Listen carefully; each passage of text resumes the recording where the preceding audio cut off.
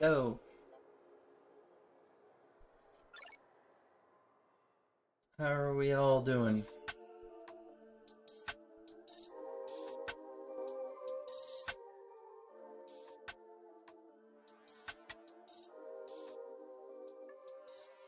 We're having a good Tuesday.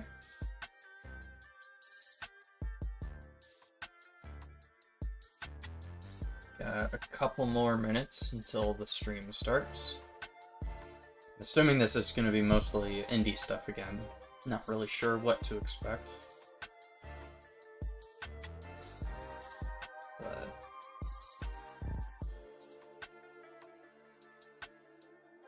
we shall see.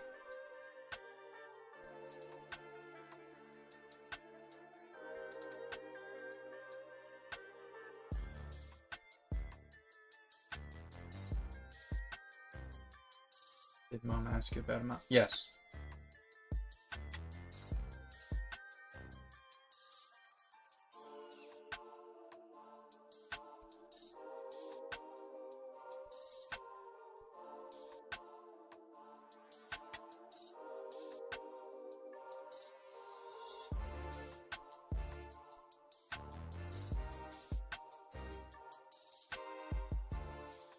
Probably could have waited a little bit later to start upstream, a bit closer to the actual thing starting, but whatever. I assume it's not going to be super long, probably about an hour. And then after that, we'll get back in Death Stranding a little bit. Just go around trying to get 5 stars again.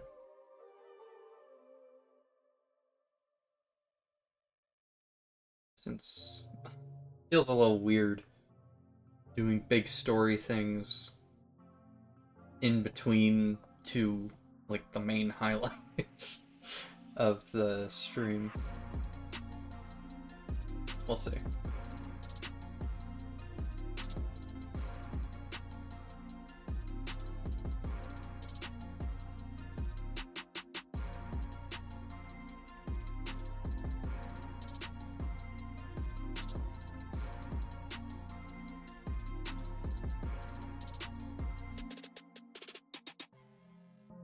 Also said, I got that game that I sent to, what is it, the group chat thing. Dan said he was gonna get it as well, but I don't know if he actually has yet.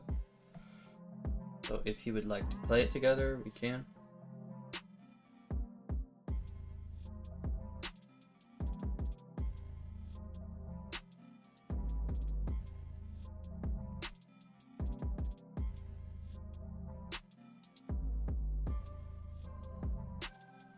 Alright.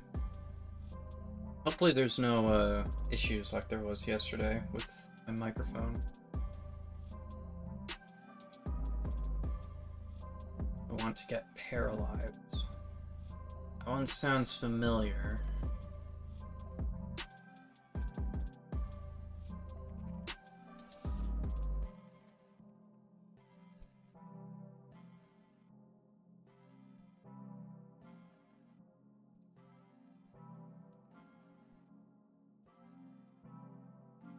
Is this just The Sims?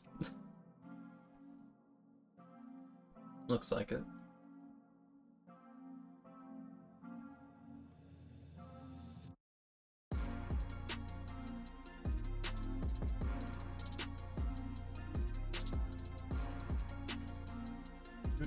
$30 seconds. Well, 20 seconds now.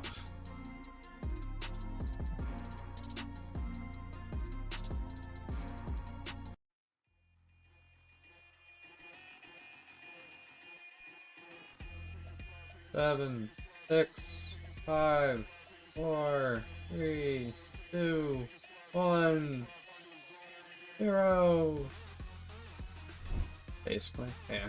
What is happening, my people, my people? My name is Justin Woodward, co-founder of Black Voice in Gaming, The Mix, and the nonprofit Experience Studios. It's the guy from yesterday, right? Scorching, sizzling summer, and we're kicking the door, waving the fofo with our annual Black Voice in Gaming Summer Showcase for 2026. Our mission is simple. We help support and celebrate developers through grants, network connections, publishers, investors, platforms, and of course, the community of you guys and the culture. This BVIG, we are proud to showcase trailers, interviews, and gameplay sessions with some dope developers. Before we get started, we want to thank our sponsors, Raw Fury, Aurora Broadcasting, No Rivals, The Mix, and our broadcasting partners, Summer Game Fest. Thank you guys for supporting us. IGN, Twitch, GameSpot, and Steam. Yes, Steam. Please wish list or purchase the games you see in the show through the QR code that pops up. We are coming up on our 3rd year with the XP Fund, where we help fund grants through an accelerator program that will get these games. How much of made. this is going to be If you're games that were interested shown in yesterday? Supporting these games through charity, please follow the QR code on the screen when it pops up. There's usually And if some you're overlap interested in between all investment these streams. opportunities, please hit us up as well. Few games here Without and there. further delay, I'm going to pass the mic to Lori and Curtis Baxter to get into the first game. Thanks, Justin. My name is Curtis, and I am joined by my incredible host, a fantastic content creator by the name of... Hi, my name is Lori, and I'm so excited to be here today with you, Curtis, for all of the trailers, all of the announcements. I know, I think it's going to be jam-packed, so I don't know about you, but I want to get right into it. You down with that? Yes, let's do it. All right. Hey, my name's Graham. I'm a Jamaican game developer, and this is my cozy island builder, Our Lands. It's a game focused on creativity. No pressure, no rules to follow, just pure vibes. It's up to you to create whatever kind of island you want to make, whether it's a lush forest campsite Cute. or a vast deserted island. Our Lands has dozens of things for you to decorate your islands with, and once you take a break from building, even more things are waiting to be found. Just poke around. There are a ton of delightful surprises for you to experience.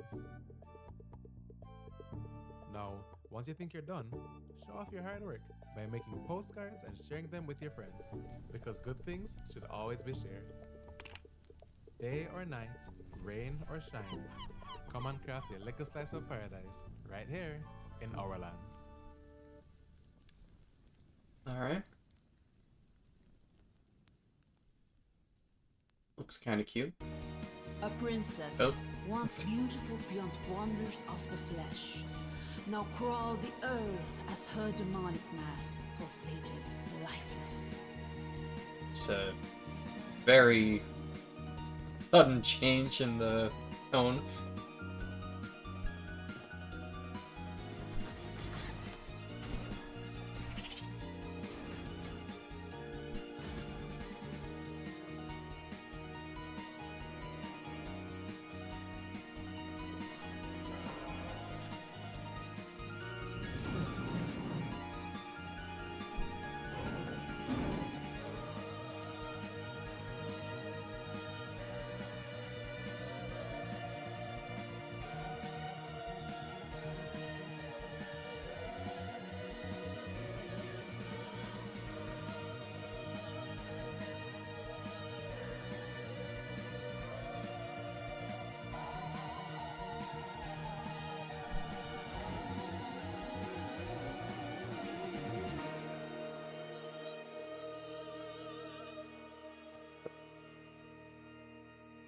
Age of Blood. Okay. Interesting.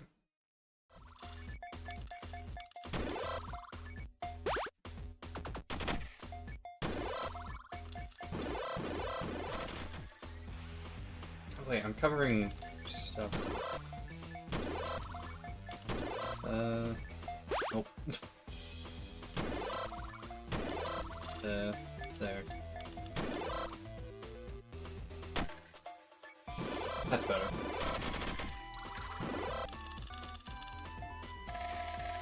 Now you can see the titles when they show up in the corner.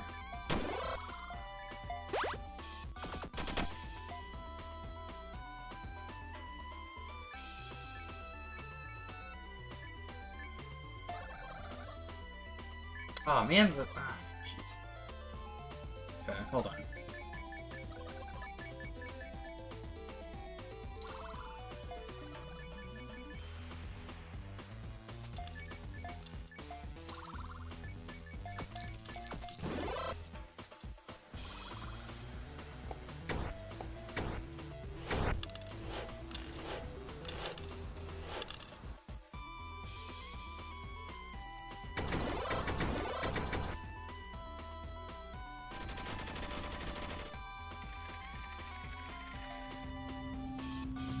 Okay, I don't. Jesus.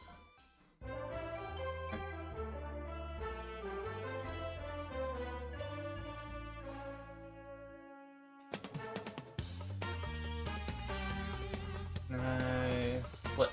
There we go. Okay, now the dots are off screen on this one. Okay, good. Great. That's better.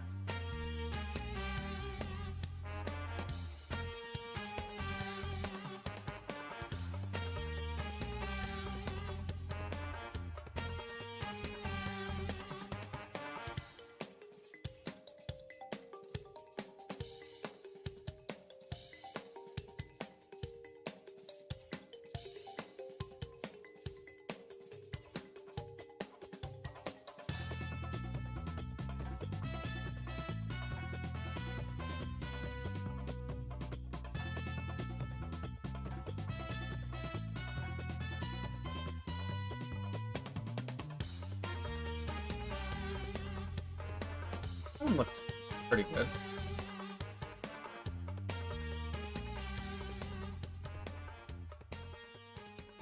Sort of a...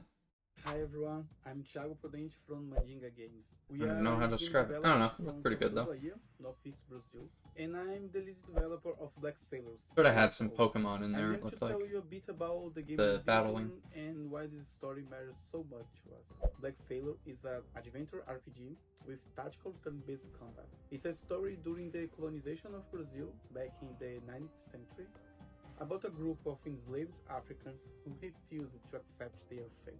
So they rebelled, seized control of a slave ship, and became pirates, fighting back against the Portuguese colonial oppression in the Bay of All Saints. It's a decolonial game. That means we are shifting the lenses here. We are so used to seeing history and games told from the perspective of the conqueror or the explorer, but in Black Sailors we flip that logic. We take the power out of the hands of the colonizer and put it in the hands of the enslaved and oppressed. One of the things that drive us is how history is taught. Even in Brazil, our education is often very Eurocentric. We were taught at school that our country was formed by Portuguese, indigenous people, and Africans, as if African was just one big homogeneous block, but that was not the case.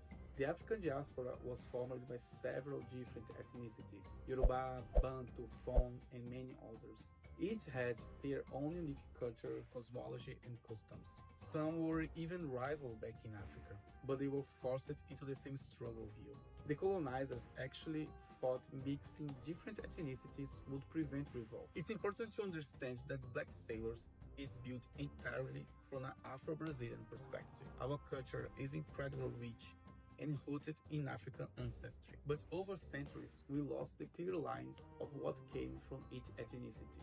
In Black Sailors, we are creating an alternative story, exploring what it would look like if this Afro-Brazilian identity was forged in the fire of a pirate rebellion. We didn't want to just make generic African rebel characters. That's why we are collaborating with a historian, a specialist in African diaspora in colonial Bahia. We have researched these specific ethnicities to create characters with real, distinct motivations. So in the crew, you will not just find generic Africans. There is a Daomé warrior, a blacksmith from Oyo, a hunter from Ife. You also find people with very different motivations. Some of them just want to go back to Africa. Others want to build a full-scale rebellion and dominate the Bay. And some have lost everything and are driven just by revenge. These clashing motivations create dynamic conflict between them that evolve as you play.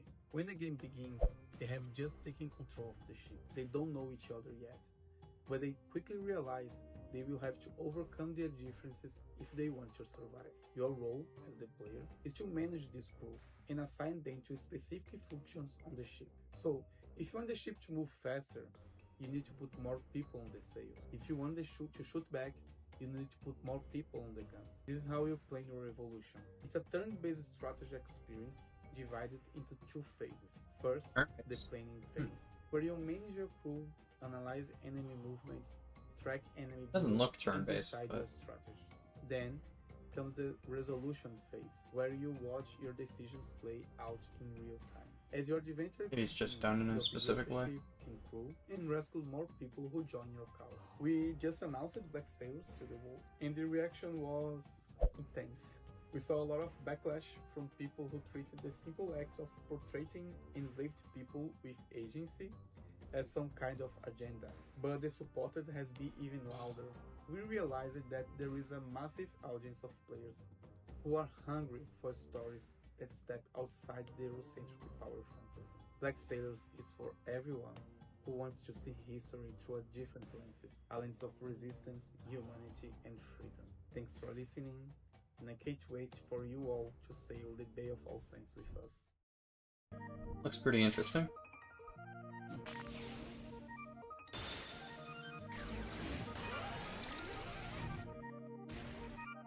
Give it a try if there's a demo.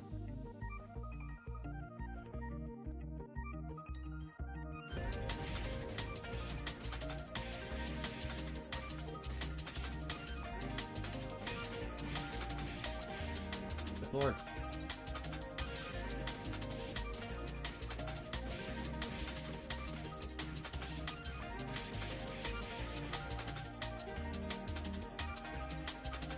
Not letting the guy get any hits in. Jesus.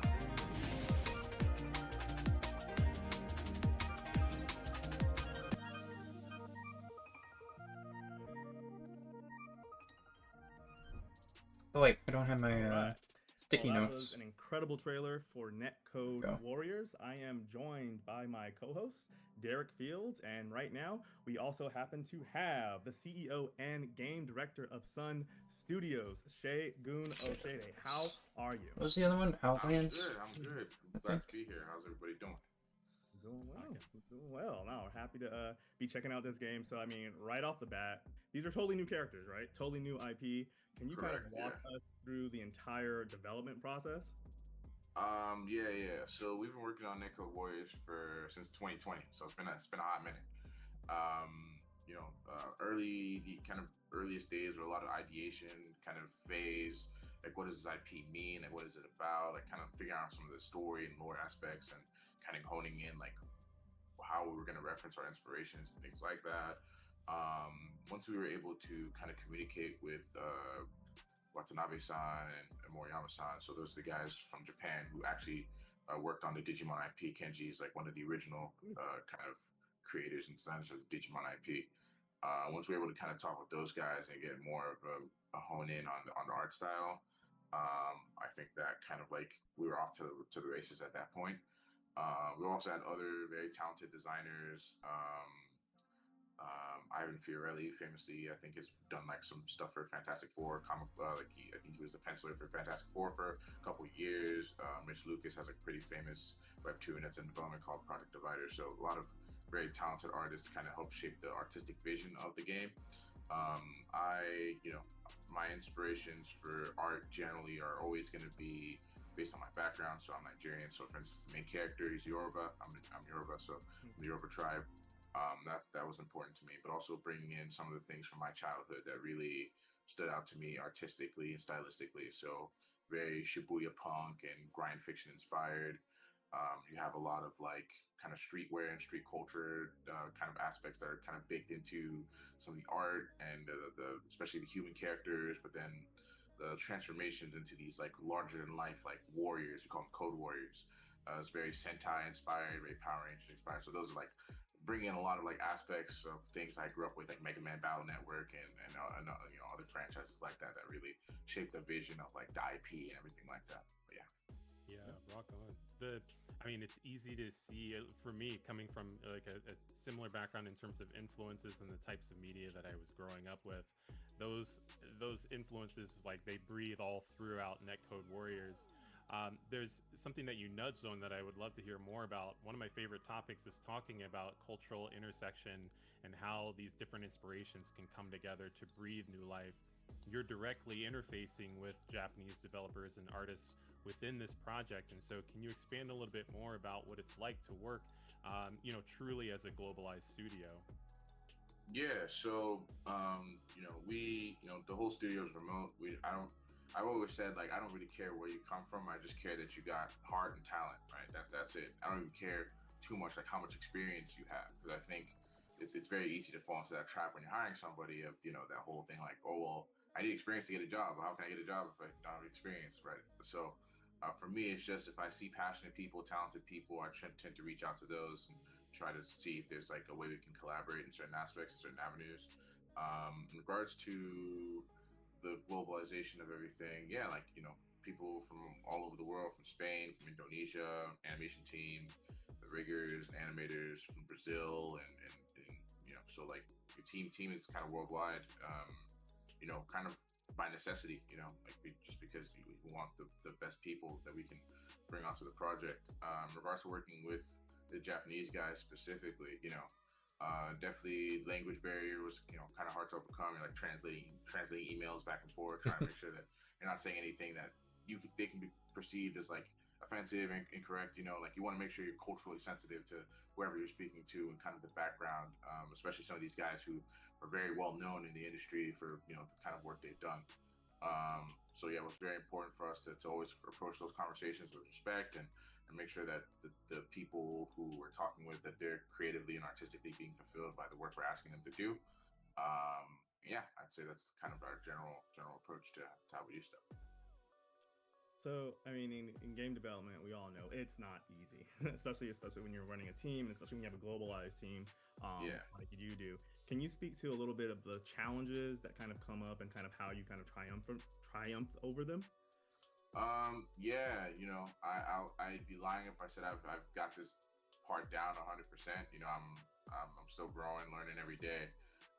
Part of it is just trying to be as flexible as you can with time zones. Time zones can be a big thing, right? Sometimes I just don't get a lot of sleep, because I'm like talking with people in Spain who are 4 hours ahead, or Japan who are 12, 14 hours ahead, whatever, right? So like sometimes it's me being up at 3 a.m. but needing to be up at 8 a.m. to do something, right? So that the reality is like sometimes it's a grind. It's really hard. It's difficult. It's mentally taxing. I'm sure my girlfriend would love to see me more. But at times, life demands that to achieve greatness, you must do great things, right? So yeah, that's I hold myself to a very high standard in regards to how I do work and how I operate and everything like that. And I can't expect everybody to put in 100% if I'm not putting in 100%, right? 110%, whatever I have to give, I give, because these projects that we're working on as a studio, they're very important to me. I'm very passionate about them. To me, Sun Studios is poised to be like one of the next premier like fighting game developers, at least based out of the West, right? If we do things correctly, and if we make sure that we're precise and very calculated with how we do things, and that we put our heart into it. So that's kind of my approach to that. As a fighting game, this means that we're entering into the fighting game community and entering into a nuance for things like iframes and move cancellations and like hitbox coordination.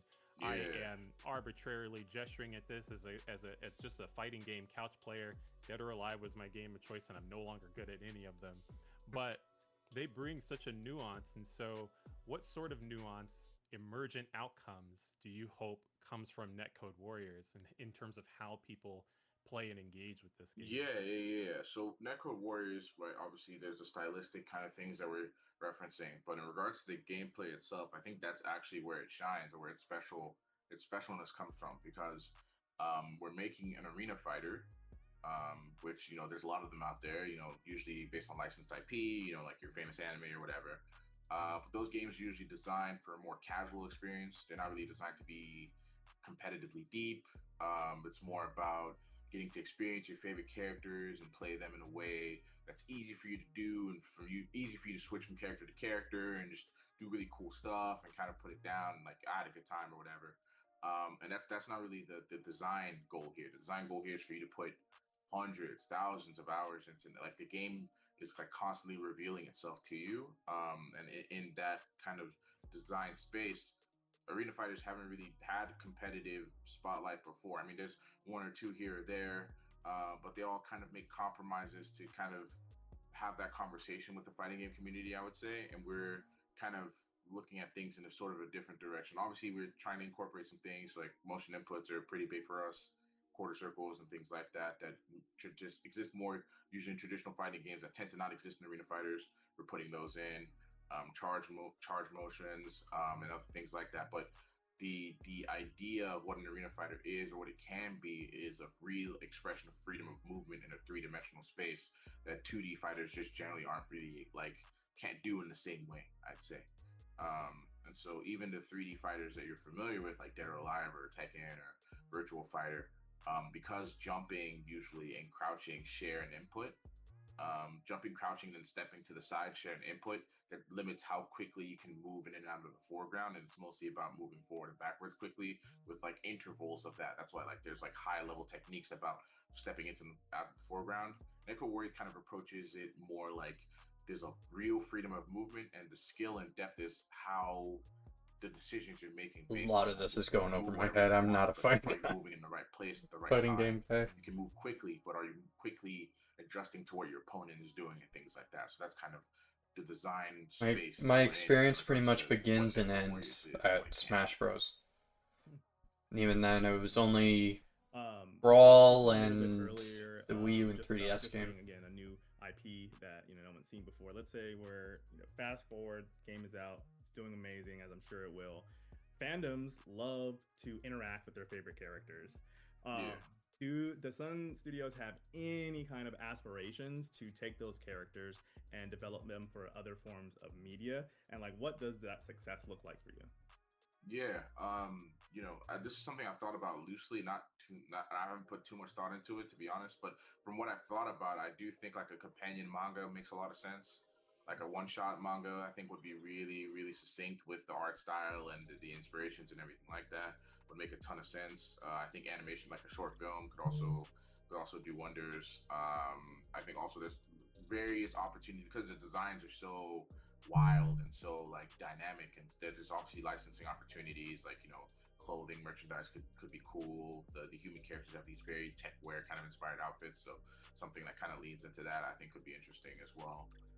But yeah, mostly like manga, animation, novelization. I mean those are all like valid avenues that one could pursue, or one that we thought about to some degree, but haven't put too much thought into because we're just really focused on making a good game with a good story first.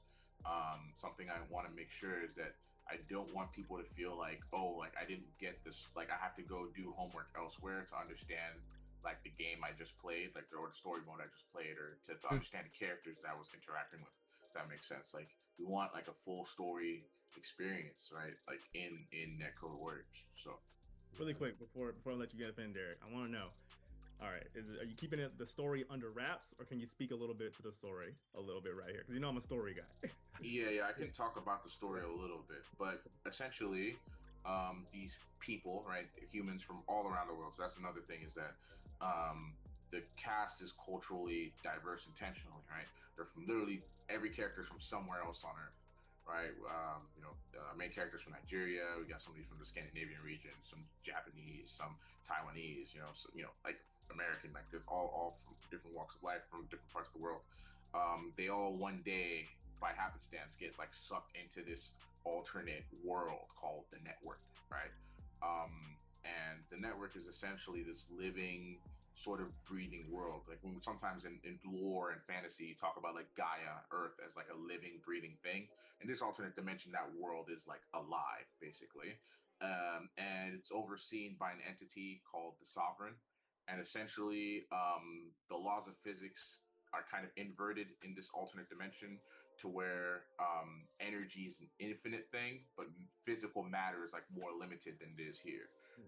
The humans kind of quickly realized that, like, oh, if we could funnel this energy to Earth, then we would have potentially unlimited energy, and shenanigans ensue. That's basically the gist, the kind of surface level gist of the story. Love it.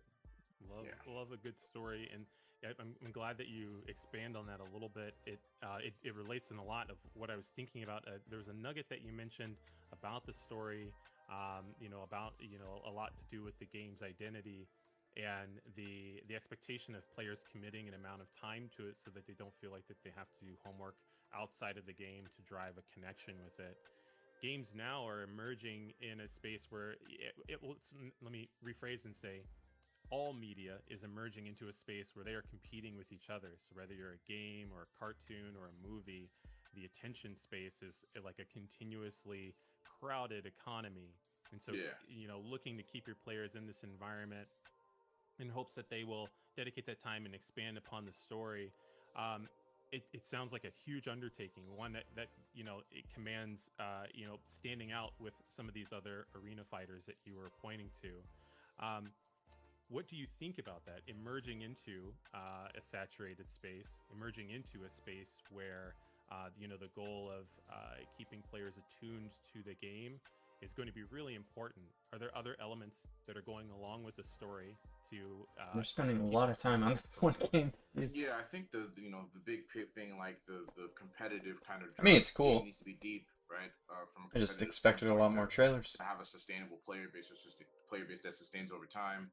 I think another thing also is, like, at this point with most fighting games, like, you need to show your player base that you're gonna put more time into it outside of just the initial release. So you're gonna expect like some kind of downloadable content, whether it's more characters and things like that down the line, which are all things, conversations we're having, and plans we're making. Obviously can't speak to anything definitively like that at this time, but all conversations we're having about how to make sure that Netcode Warriors is it's not just a game, it's an intellectual property, right, that can extend past just the game itself, right? Yeah.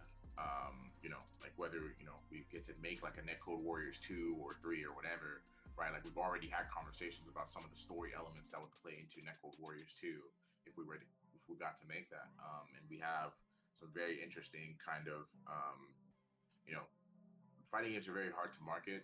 You need to show players that there's something, either you usually need IP or something unique or something they're familiar with, something to grab them or bring them in. So one thing is obviously like character designers who've worked at Marvel and worked in Bandai and Digimon. Like, that was like one pull.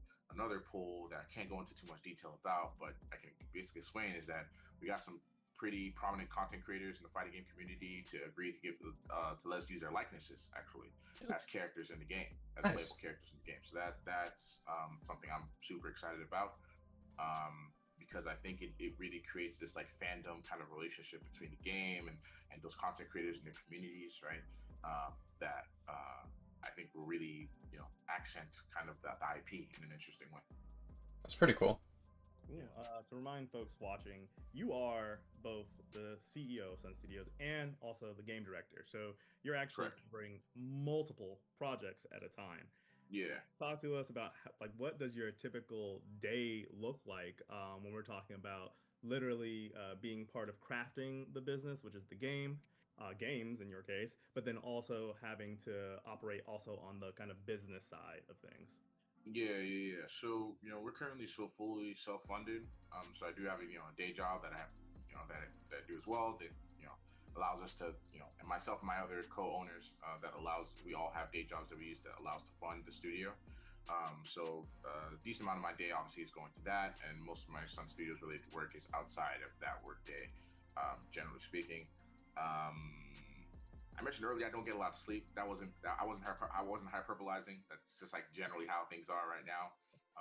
I'm the game director on both this and our other fighting game project, Saturday and Battle Manga. So I'm the game director on both of those projects at the same time, and so that does demand a lot of my attention, because a lot of people need information about what to do, when to do it, and kind of making sure we hit our deadlines, our marketing kind of goals, and everything like that. So those are kind of different kind of facets that play into how my schedule lines up. But I don't have a specific like here's what I do at 8 a.m. and here's what I do at, you know, because sometimes like, you know, things are the way they are, you know. Yeah. If you're creative, if you're a game director, we know that, you know, some of those regimented moments kind of feel like locking ourselves into a box. Jesse, it's been a pleasure to learn more about Netcode Warriors and understand what you and Sun Studios are doing for not only this, but the other projects that have been alluded to during this conversation.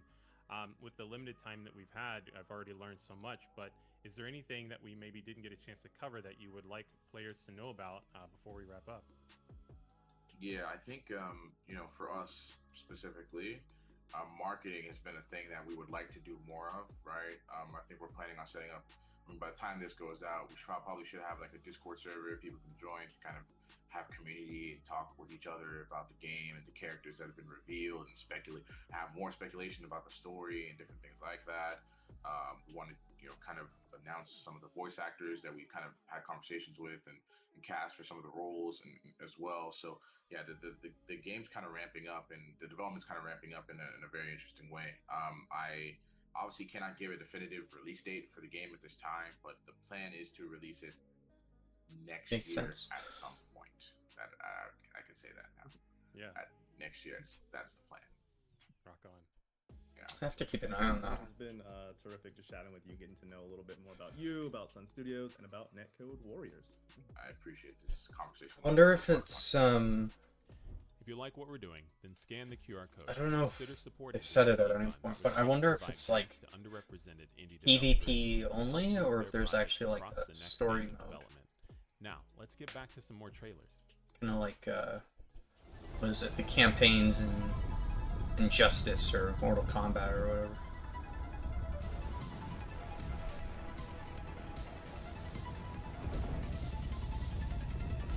Either way, we'll keep an eye on that. Also, it figures that I move the raccoon over to this side of this side of the screen to like be out of the way of the little pop-ups for the game names, and they're putting the people's names in this corner during the interview. Figures.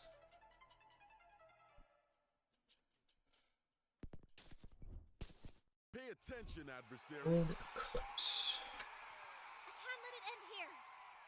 This time will be different. There's a demo for that.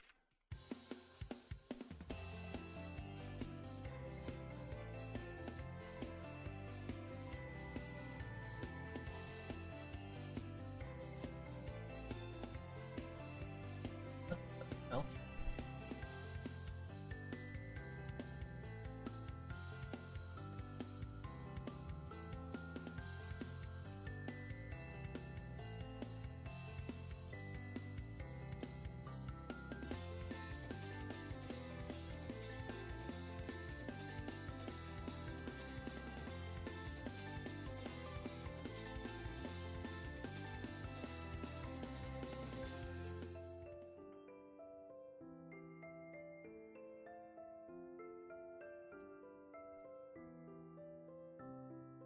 Not entirely sure how the game works, but Raccoon is supporting me from another world. What?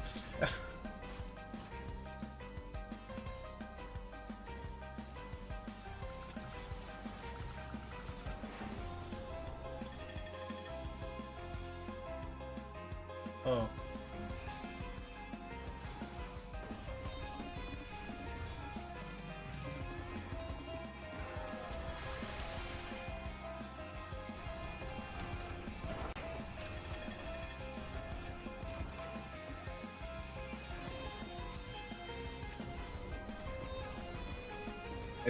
This looks very dumb, and I love it. Adding this to the list. Fuck.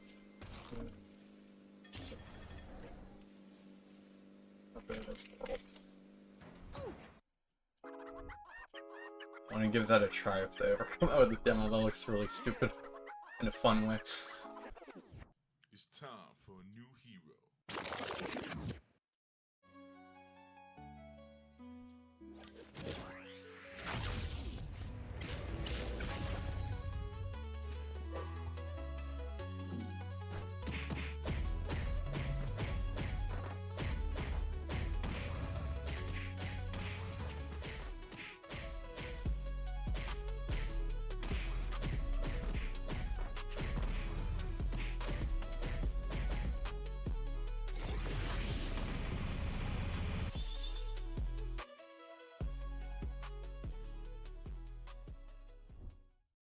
Plum Road Tea Dream is gonna be a look into the life of S, which is my alter ego. So it's like a semi-autobiographical game.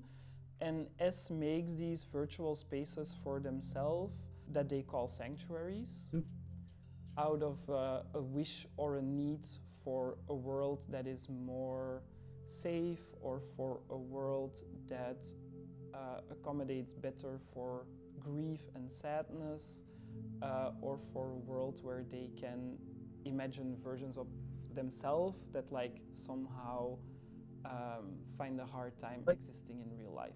3D scan themselves My name is and Samuel put them into the Bardo. game. I'm That's 32 cool. years old. I'm based in Antwerp, Belgium. I work as a theater maker, performer, and mentor. And in the last 3-4 years, I've also been working as a game designer. I think it's a game that can be enjoyed by experienced players, but also by people that have no previous experience with video gaming.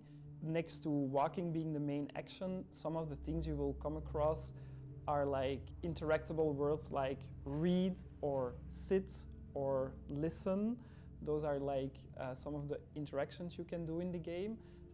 So it's rather simple. I think it's really about the experience, about getting to know the story of S, and spending time in these virtual sanctuaries.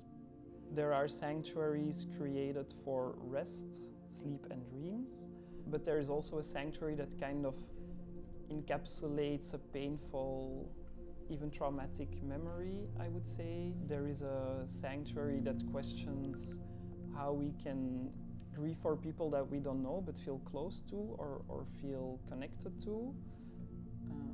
So this is like almost a game inside of a game. It's just a circle of chairs with names on them. But I'll read out the little plaque with information. Sit with them.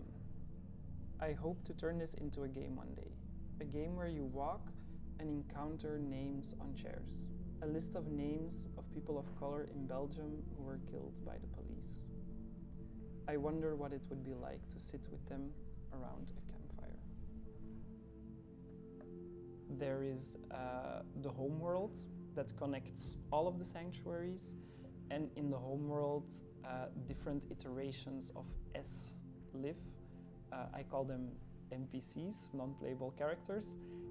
And you can chat with them, and a big part of the game is actually to kind of help them get unstuck or to help them heal in some kind of way. I think the game is important to me for many different reasons. The creation of the game was really triggered by this traumatic event that's out of my youth that surfaced during the lockdown. A very painful rupture that I had with my father because of my sexuality.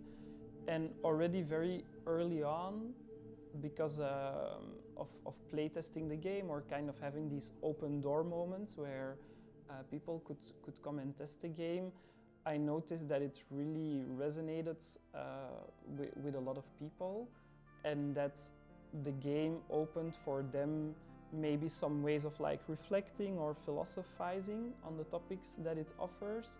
I would get messages that would be like, wow, you inspired me to start writing again, like I'm journaling again. Somehow sharing this very personal story made a lot of people feel really seen.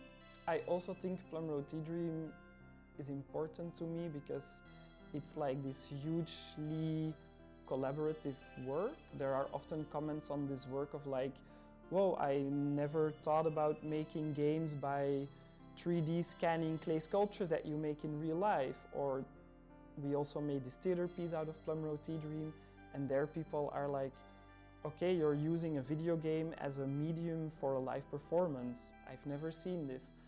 So I also think we pushed some boundaries in some ways and kind of bridged the game sector and the arts a little bit more. And we're just hoping that a lot of people find their way to it, play it, and enjoy it, and that it triggers something for them, that they get something out of it.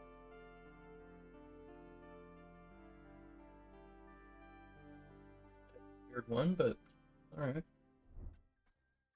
Hello and welcome back. I am joined by my lovely co-host Lori. Hello. And also here we have combat designer and also my former colleague, Stephen O. How are you? I'm good. How are y'all? Hanging in there. Doing Weird good. times, but Sure. But it's good to see you again, you know? Yeah, it's been a while. So let's just jump right in and get started.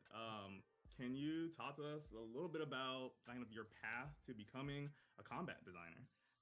Yeah, so my path as coming to combat designer, it's like I had very humble beginnings. I started off in Albany, New York. That's where I grew up. And my brother is a lot older than me, and he would introduce me to a bunch of comic books and action movies like the Five Deadly Venoms, Kid with the Golden Arms, and one of my favorites, Bruce Leroy and the Last Dragon. And I just wanted to become these kind of characters. So I would start like taking gymnastics and doing kung fu and things like that, just to be the character.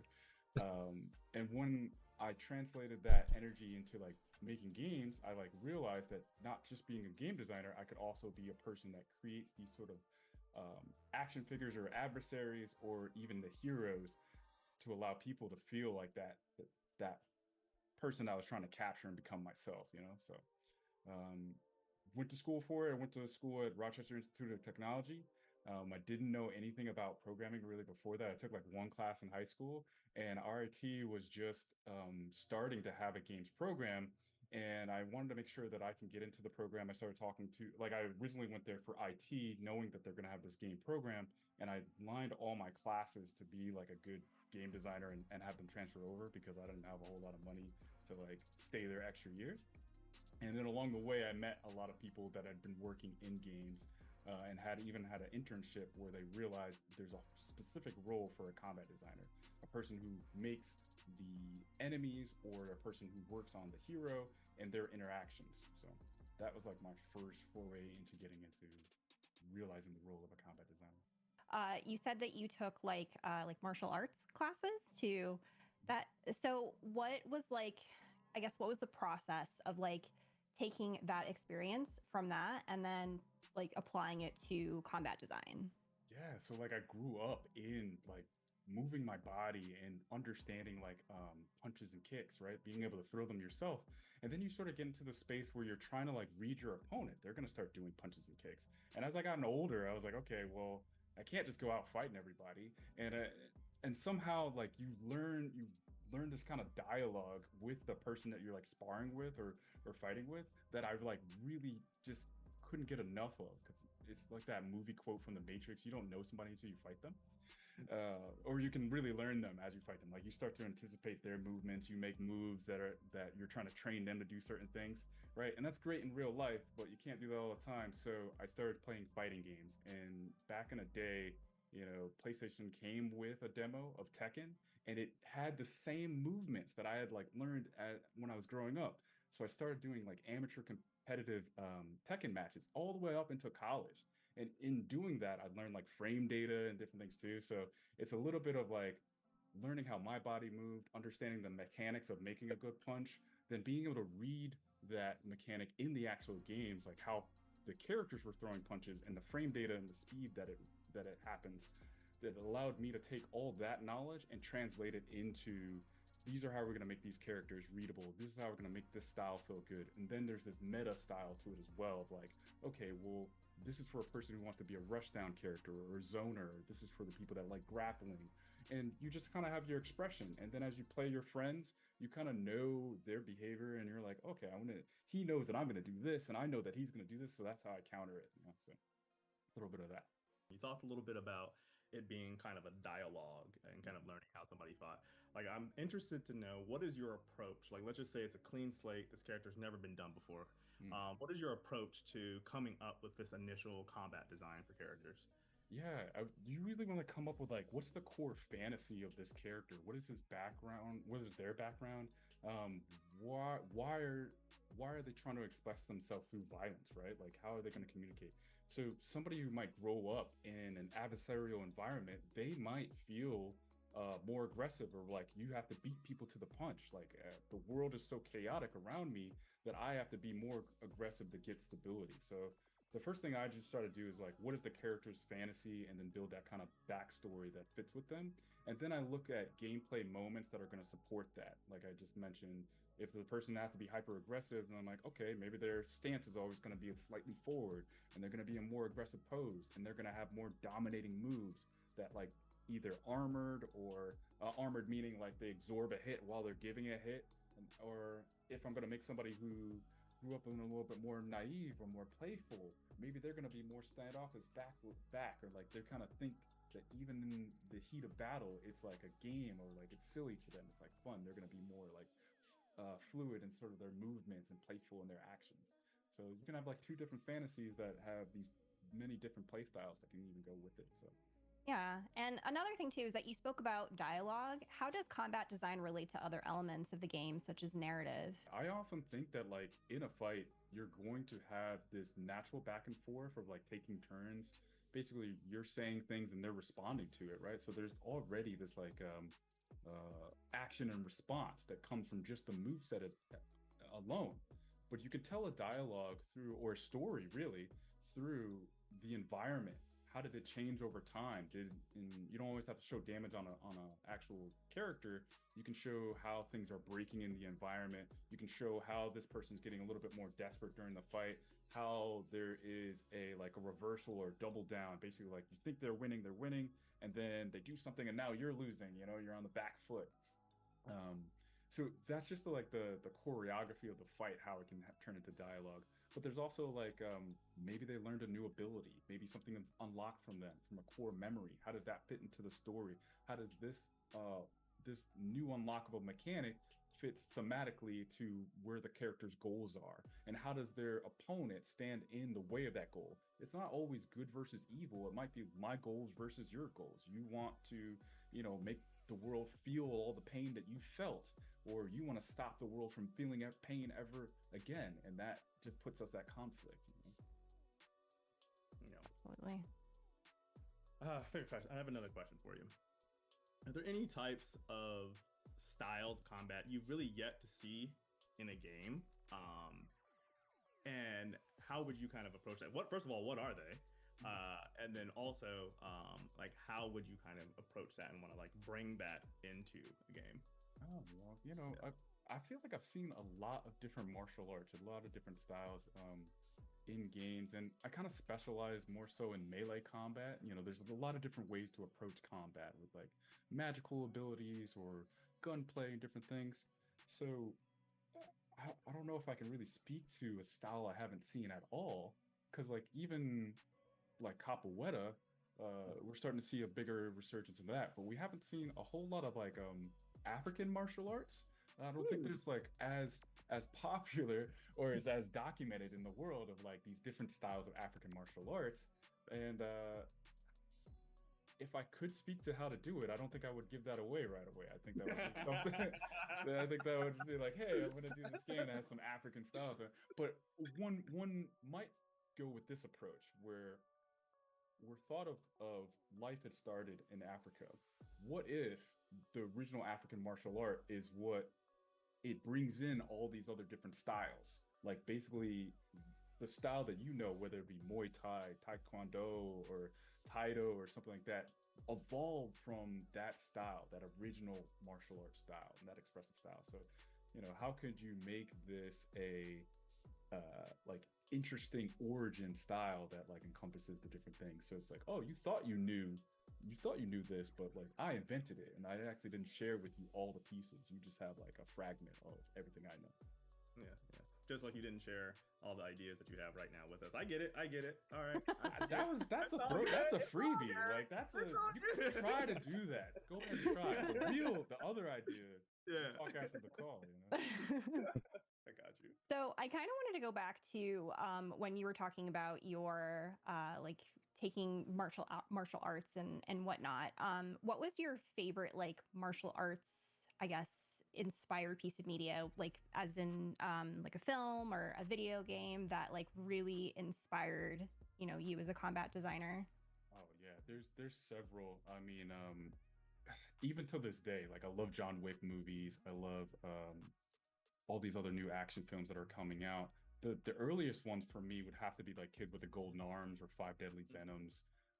Five Deadly Venoms is sort of like your Avengers before they were Avengers, right? Like you have these five different styles that had these like tropes and things with them, but you start to get the super abilities, the Centipede really fast, the Snake agile, the Toad invulnerable, right? And how do they play together? So that was influential about like how do you come up with different techniques that speak to the theme of the character you're making, and then how can they be opposed to each other even if they've like learned from the same school.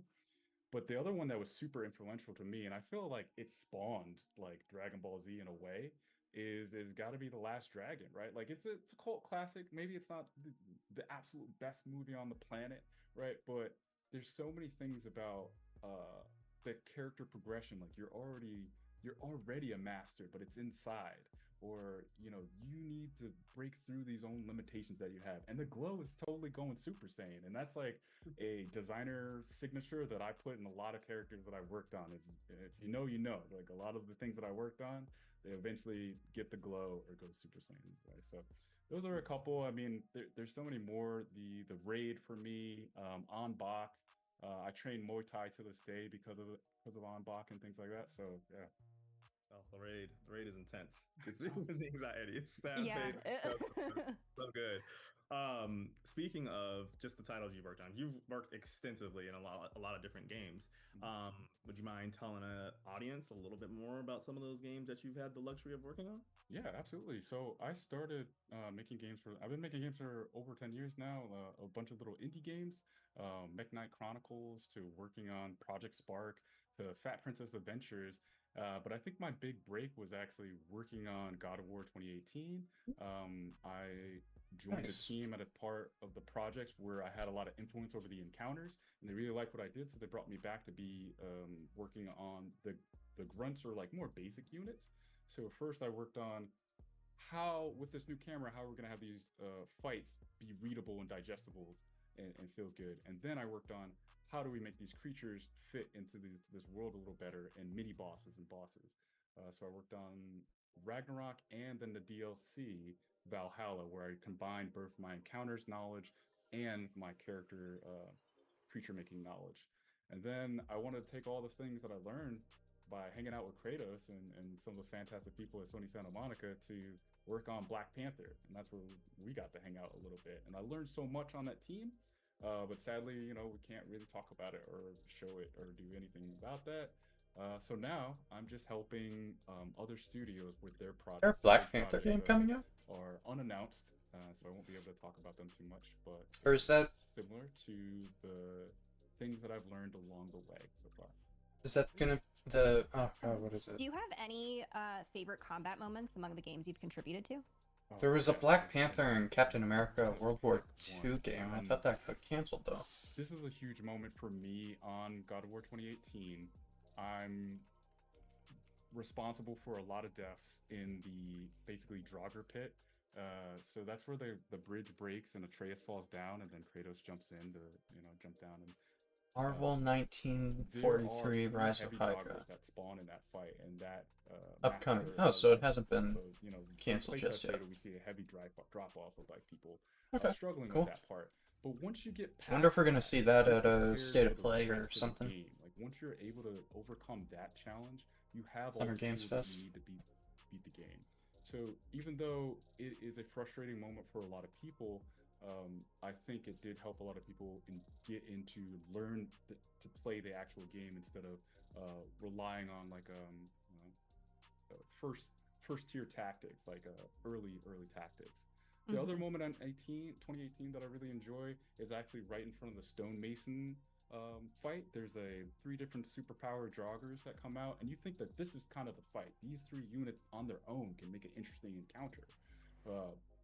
But actually, we bring back an old trope from the previous God of War games where we spawn a large creature. It used to be a Cyclops. For us, it was an ogre.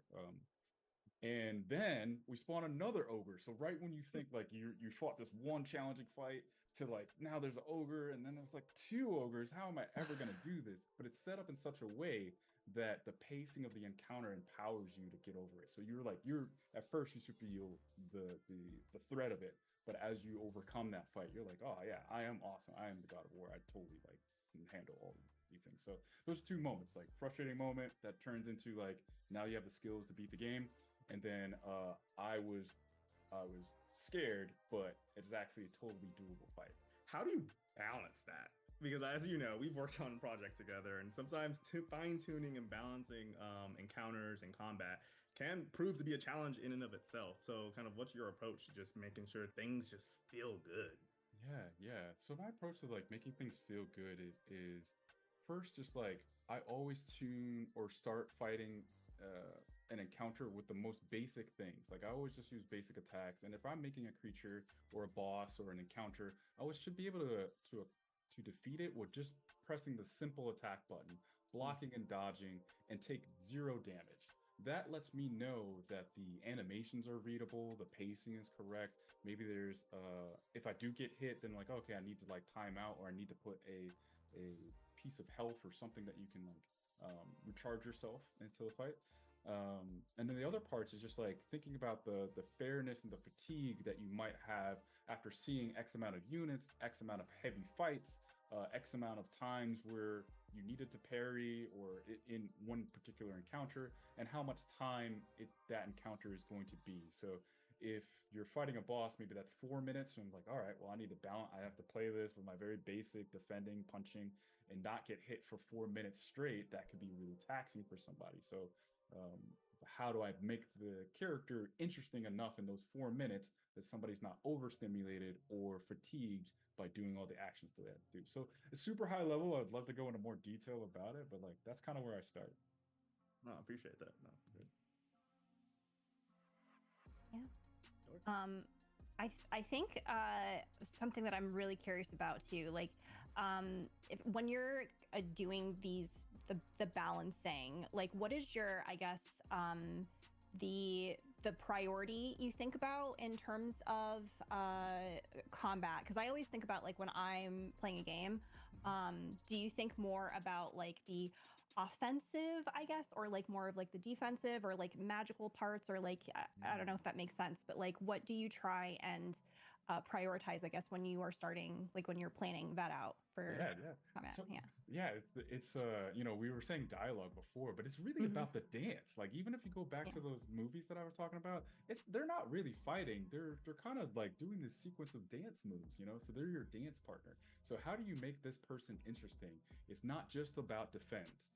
If the player's just defending, then that doesn't feel really good. I'm just kind of waiting for my turn, and then I parry, and then I just beat them up or something, right? So what other action verbs can we get? I need to dodge out of the way. Sometimes I need to parry. Is this my opportunity to take my turn back? Can I do this risky thing sometimes? If I do the risky thing sometimes and I win, great. But sometimes I do the risky thing and I get punished. And I was like, I shouldn't have been able to do that. And that needs to be clear. So my priorities start off with, how do we make this dance interesting?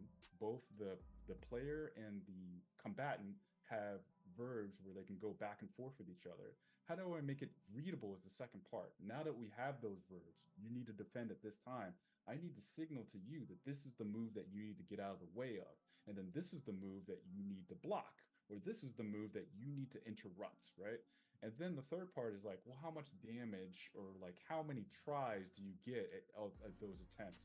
If the player is getting hit once and the game is over, that can be really stressful. But maybe some attacks are more punishing than others. So now that's that signature kind of, and sometimes we call it like the signature kill move, where it's like, I need to watch out for that because it's just going to level me, you know? So, and then you just want to make that like a part of that core kit, that was the one interesting thing that I had to remember. And maybe I have a signature move too that I want to land. I need to be able to cleave him, but which way is he going to dodge? Is he going to left or right? And I feel really good when I pick the right correction, the right side.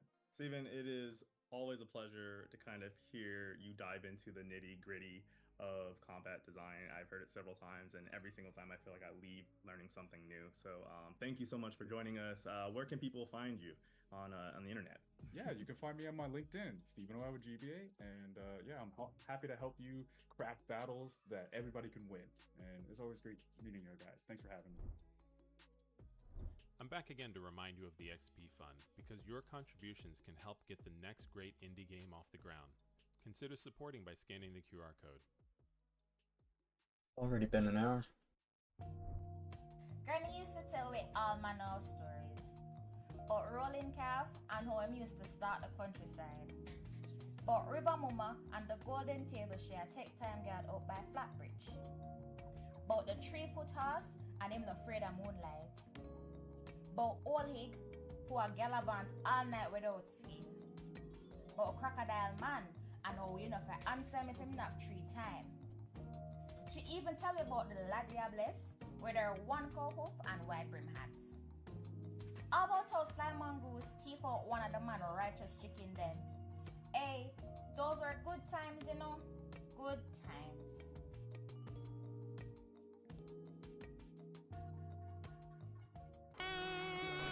Oh god, okay.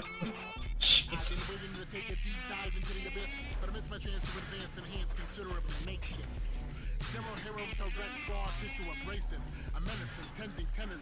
That's a bit of a weird one.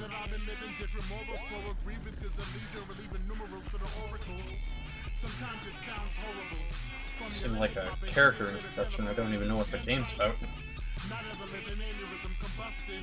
Another term turns families into nothing. For greater good, I can understood. I gotta remain afloat. No lane left stain. Is it insane how I name my quotes? I speak it to existence. A brief relief condition. Couldn't occupy the sky without permission. As long as the spell cast, my nature ain't your value. Have you driven, live in nexus? Authority to the normally, formerly known, shown everything except for the weapons kept swept under anything. You get it?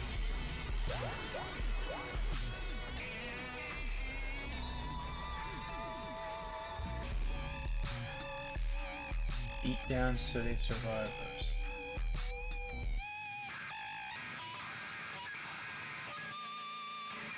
My name's Xavier B. Johnson. Could be interesting. This is Diesel Knights. Put that on the list, I guess.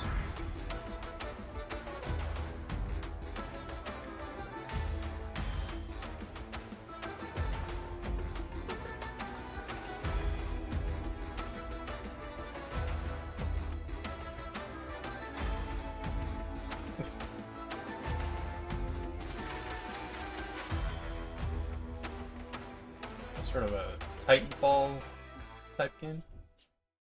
Hi, I'm shooting with big mechs. Director at Pushing Vertices, located in Toronto, Canada, where we're making Roller Hey. Girl, a slice of life adventure about Naomi, a 16-year-old Canada, girl shout in the out. 2000s, vibing with her rollerblades and her MP3 player. This game is a love letter to my childhood, rollerblading through the quiet streets of my hometown with my own personal soundtrack loaded up. Okay, I'm gonna tell you a secret. I love rollerblading and music.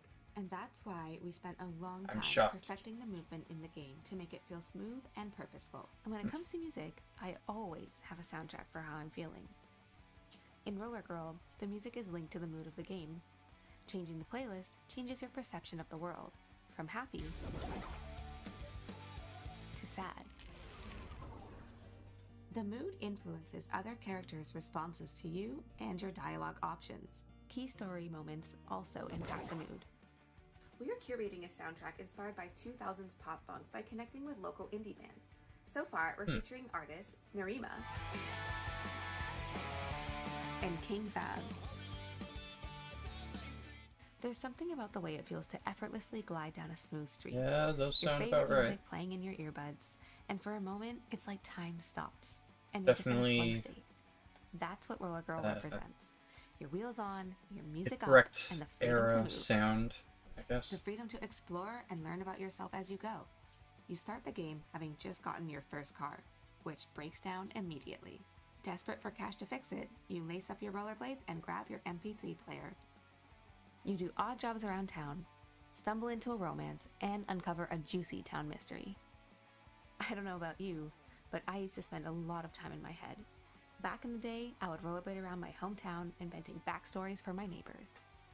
There's a certain charm to small towns, and I can't wait for you to poke around and find the little stories I've hidden behind fences and around corners.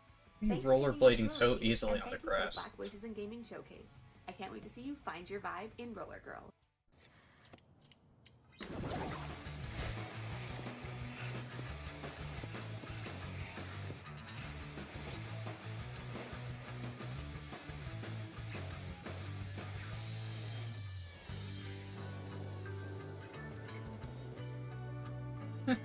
Seems pretty decent.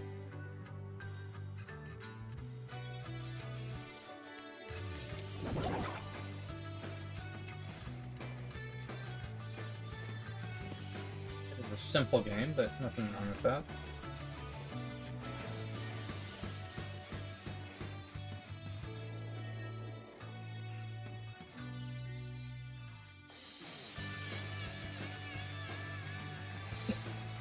Although I'm wondering what's gonna be up for the post. Random.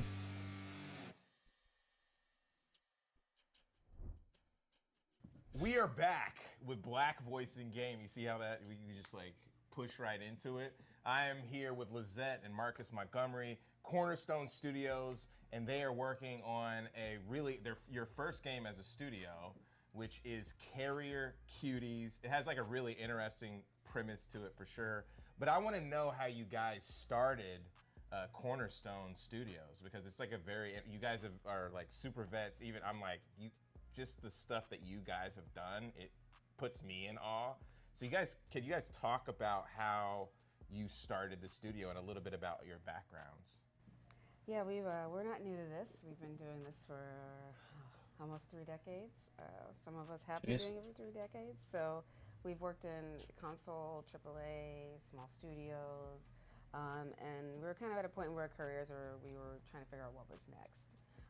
We've worked with the biggest titles and the biggest IPs in the world, so we thought the next step for us was making our own IP and starting our own studio. That's super awesome. And kind of what led you to, you guys know I'm a big fighting game fan. It's like my favorite genre. I play every fighting game. How did you kind of come up with this style of game and kind of want to make a fighting game for your first title? You know, a lot of this comes back inherently. I come from that arcade area. That arcade era where fighting games was really prevalent. I like that twitch, fast responsive sort of gameplay. It's a lot of the games I've worked on prior have had that. And so this is kind of just falls into that pocket. To really get into what inspired this, I think, Lisette, maybe we should talk about our grandson a bit. Mm-hmm. Yeah, we've got a grandson, he's 6. And one of the things we love to do is like break out old consoles and old games and just have fun with him and relive the nostalgia of us playing as a child with our grandson. And one day we broke out the Dreamcast and put in Power Stone, and we were just having a blast. Particularly my grandson Morris, was having an amazing time. And we were like, what happened to this game and why hasn't it come back? And everyone we talk to has like such affinity for it. They're like, oh, I remember that game. Yeah. And they get this like the total like twinkly eye look to it. And I'm like, so what happened? And I was like, well, maybe if we bring this back with like a fresh IP and make it like, update the mechanics and, bring it into an area where co-play and like team-based mechanics are sort of like pushed a little bit further. And so, that's how kind of got the ball rolling. Was just a fun playtime with our grandson. That's amazing. And you were mentioning this earlier, you have a collection of like a vast collection of games? Been collecting games for a very, very long time. We've, between the different eras, we even go back to the Atari, but the Dreamcast, PlayStation 1, Saturn games. Saturn? That's awesome. That's cool. Yeah. My first job in the industry was at Sega. And so, really? Yes. So I have a huge affinity for Sega and their the litany of games that they have. But we've been collecting and carrying a bunch of different digital and physical media for a while, so our collection is pretty big. So, it also doesn't help that you have like an encyclopedic knowledge of game design. So that also really helps. that's I may need to hit you up about that. Not for my own, what I mean, resources and whatnot. No, that's really cool. So if you're looking at your library of games and your grandson, was a little bit frustrated at some of the games that he's playing, what made you like decide to pick this one? Like from, what I mean? You're just like, do you remember this particular Power Stone? And you're just like, with kids, you expose them to a lot of different things. You never know what's going to stick, and so we're always, since he comes over and plays with us, there's certain things he likes and certain things he wants to play just because he's familiar with them. But we also want to expose him to new things, and the Dreamcast is one of those things. and Power Stone is one of the many things that we tried, but that was one of the first things that he really attached, and he would ask about it. And it was a lot of it also is because I have the old arcade stick as well. So okay. You had the arcade stick? Yeah. And he saw the stick and he was like, "What's that?" And I was like, "Come, son, let me show you that must what this is about." Yeah, fantastic. And to expose. Exactly. Yeah, and that's great. And we really love the fact that we found something we could connect with him, and we find that to be a very unique experience. And we want to make sure that how can we replicate that not just for us but for other people as well. There's a lot of nostalgia around these sort of games, and people of our age may want to be able to share it with the kids that they have, and we think that we have a unique way to kind of bridge that intergenerational play. That's cool. So rolling into this, Lizette, like how did you come up with this particular game? And then can you talk about the premise of it, because it's extremely interesting. I think all good games that kind of hit the zeitgeist often reflect like the conversation we're currently having, and the conversation we're all currently having is AI. So like a 90s rap song. So I was like, let's and there's assumptions that we all come to, which is like, we're all going to eventually be killed by robots. So let's just play out to the worst scenario what that may look like and make it absurd and stupid. So I started thinking about what a post-AI world would look like, and I'm like, well, our pets are still here, so of course they'd be the ones who take over the world. What would that look like, and what would they do with their free time? And then you start doing these really silly like world and logic exercises, and then you end up with some really wild story, and that's kind of how we ended up here. Carrier Cuties takes place in the future, where AI does what AI is going to do, and eventually humans are extinct. And our pets essentially become sentient and take over the world we've left behind. And they build battle bots in the shape of their former owners to battle out their primitive instincts. Okay. And that's sort of the premise behind this. So they died. So their owners straight up are gone. And then they're just like remembering their humans. Yes. Did the pets didn't kill them? AI killed them. Yeah, AI killed them. Because I'm like, this is so sad. AI killed them. Like AI killed them. Yeah. AI's gonna do what they're gonna do. Yeah. So let's jump into it. We're gonna play, and then I think it would be really interesting to just kind of go over the character design, the pet design, and then kind of your approach to art, and that kind of thing. So I'm gonna try to play and talk at the same time. I will give you some tips as we're playing. Okay. Just press X and Y a lot, and you'll be fine. Okay, so what's the character? So this particular character. This is essentially our boxer and our boxer. So essentially, the boxer pet is compiling his humek, as we call it. Humek. And essentially, they appear as humans at first, and as you sort of unlock super modes, their robot abilities reveal themselves to you. That's cool. So you guys have pets, dogs? Yes, we do. Because the Scoop. That's notorious. That's when you're like, you're like, what the hell are you doing? It's time for a bath. Yeah, it's you gotta handle that. You gotta handle that in pleasant ways. But we really want to pull in the humor as much as we can of the characters that we have. While this is still early, we want to be able to represent the humor and the character and the humanity of it all. So very much like the classic Power Stone game, you've got dive kicks. You can pick up and push different objects in the world. You can pick up tables, throw them at your opponent. Ooh. There's hazards in the world as well. Throw your opponent into the stove. If you hit him against that wall, you'll also see the barrels knocked down on him. So you can also use the world to your advantage. So I have like homing gloves. Yeah, the rocket fists. So how did I did not expect this to be a PvP game. So there's power cells, like you just, as you finish, much like the classic game, there's power cells they were describing that will spawn across the map. And if you're able to pick up 3, you're able to then transform into what would be eventually your pet mech. That's not represented in this prototype build, but that is something that we will have in the future. Wait, what does that mean? What do you mean? So currently, when you get your 3 power stones, you stay in your boxer form, but we are debuting a new character with the new build where you're actually going to switch into your pet mech form. Really? So you're going to have more pet-like abilities once you get your super moves. Oh, I got deaded. You can see the pet mech in our current trailer. Oh, okay. Oh, that's right. Okay, that's awesome. Which we will debut, or we already have debuted. I mean, you guys debuted it, so You'll be able to see it. yeah. People who were on site at the mix were able to see the actual maquette that I built for it. Oh, that was cool. So, talk a little bit about like the kind of practical creation of the characters. Yeah, so one of the things when we were talking about what we wanted to do in the studio, I also wanted to change my process of how I created characters and assets, and try to take advantage of, all the new technology we have with photogrammetry. So, and my natural ability to sculpt with physical material and clay. So I'm building all the characters in physical clay, scanning them in using photogrammetry, retopologizing them, and then animating them for combat.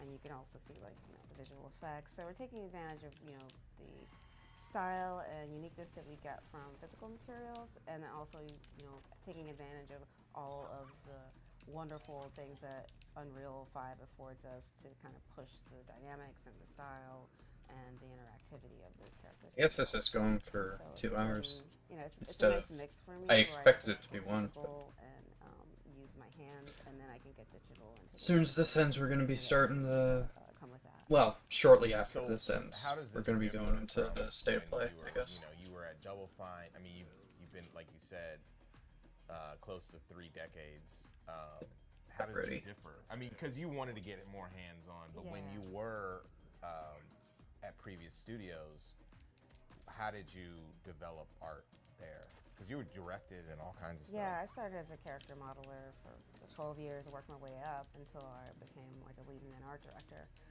So most of my process has always been digital.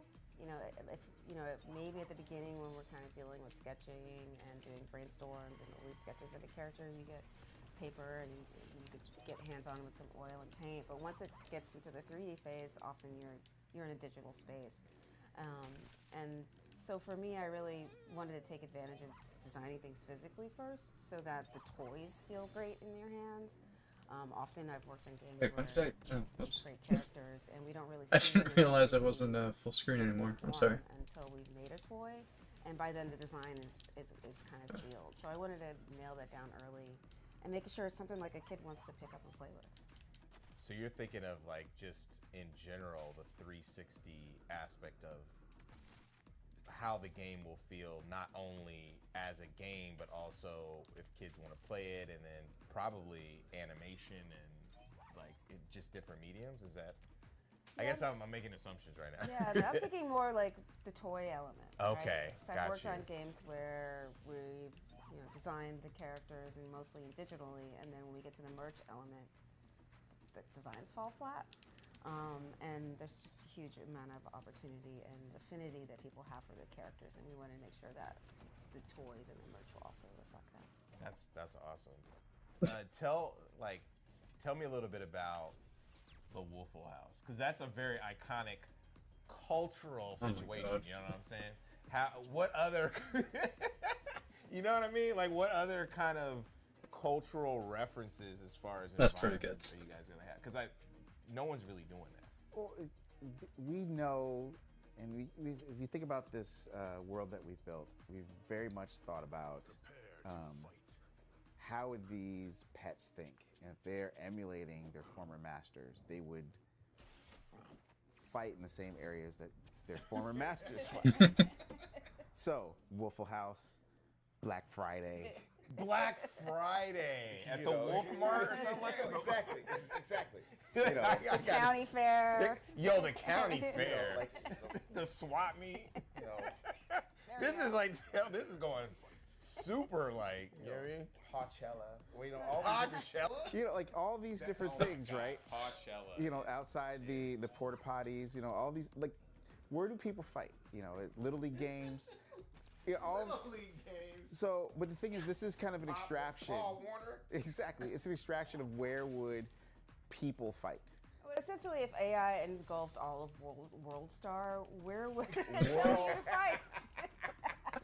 That is fantastic. Yes. Like that is so amazing. I want to see I know you don't have it in here, but the bystanders for the people who don't have the bystanders, yeah. dope mechs. We are actually one of the things my grandson keeps asking for is he wants us to throw people through the window and then have the people on the other side of the window throw them back in. So That is so I'm good. Like, well, that's Ultimate Waffle House. So Ultimate that's definitely Waffle, going. I'm getting destroyed. Yeah.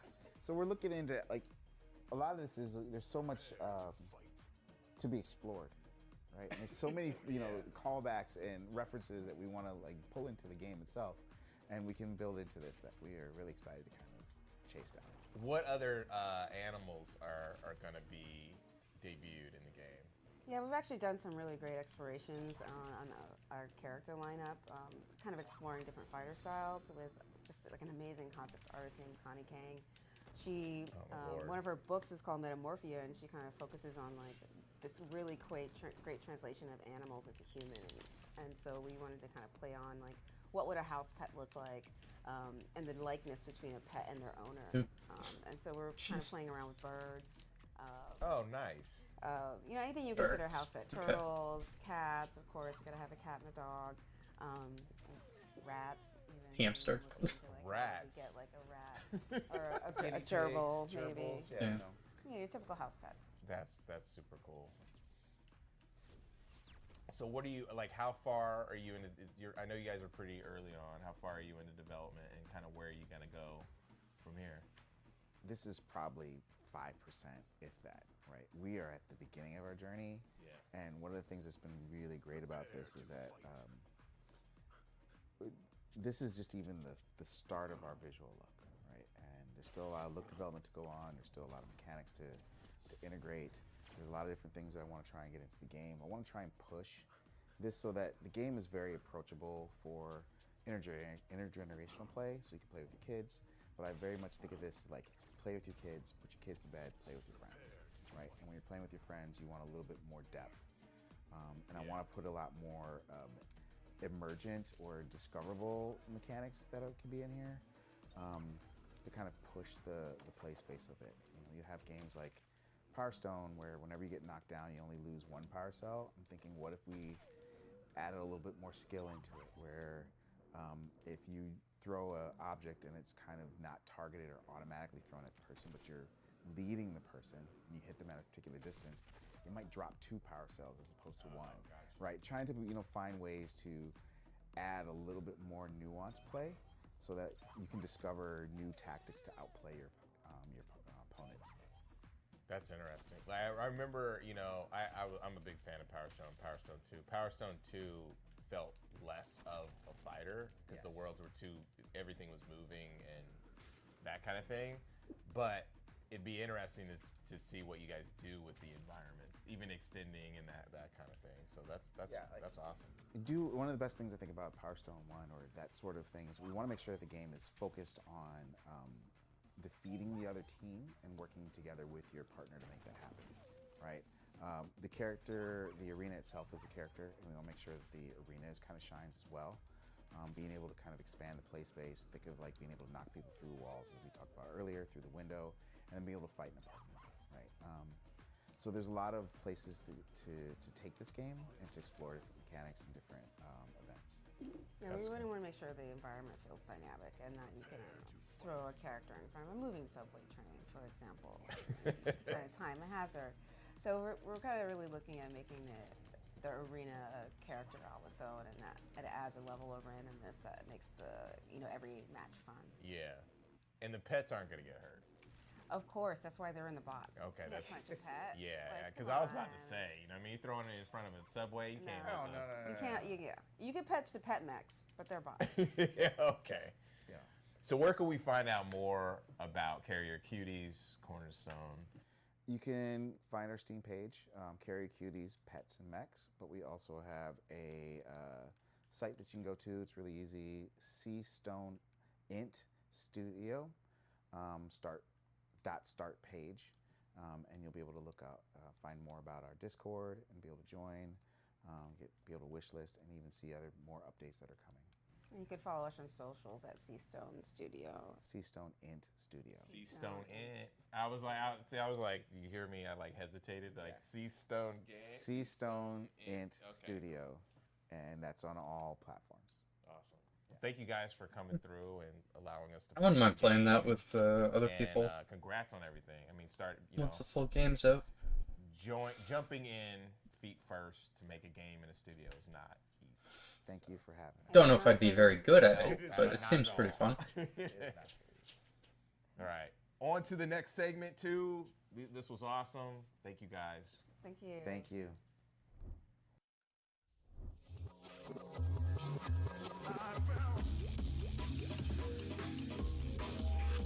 Rapid fire.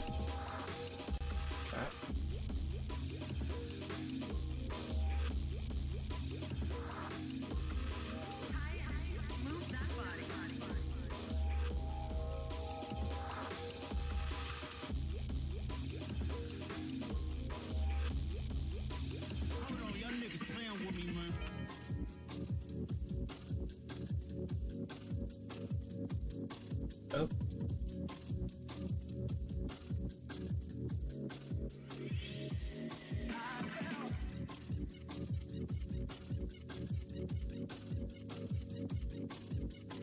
Let's get fired up.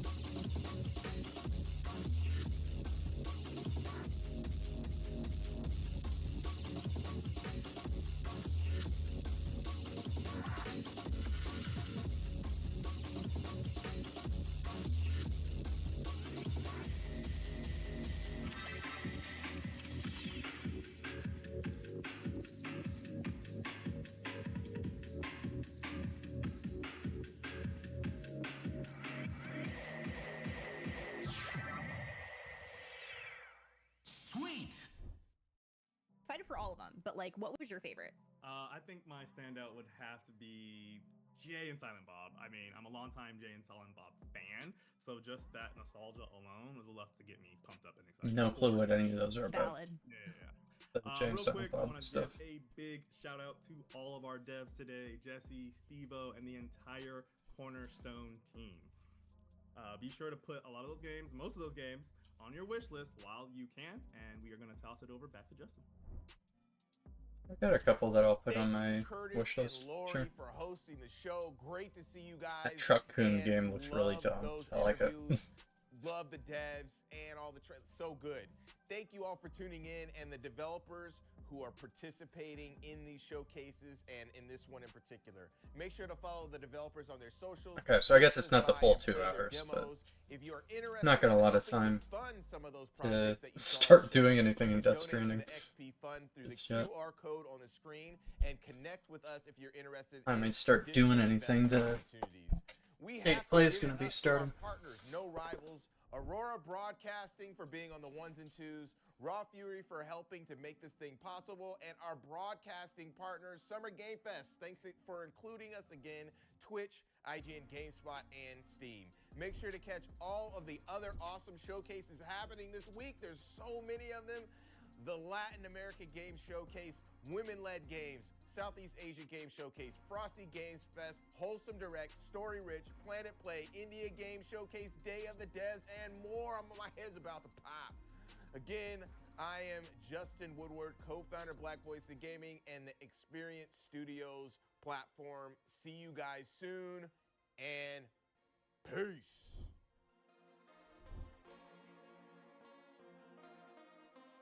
Alright. That was alright.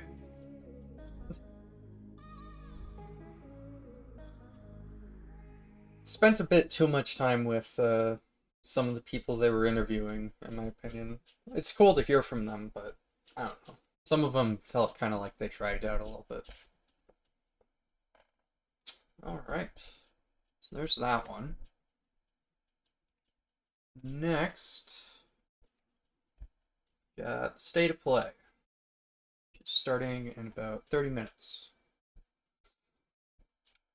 I feel like we need a bingo.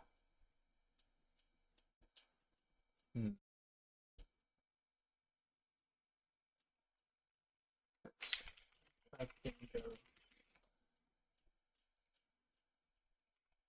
There you go. Put that full screen for now.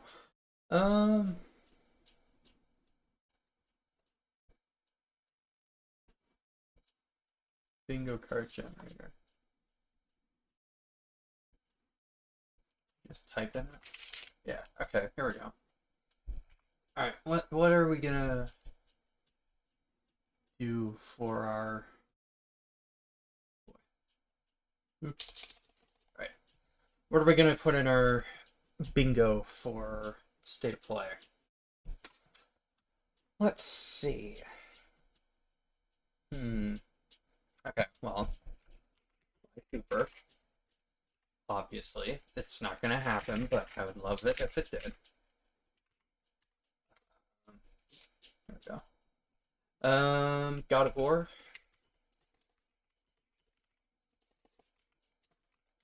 Doesn't have to be.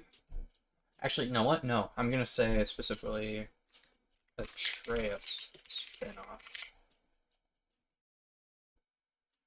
Although they are working on the remakes of the original, so. But still. What else?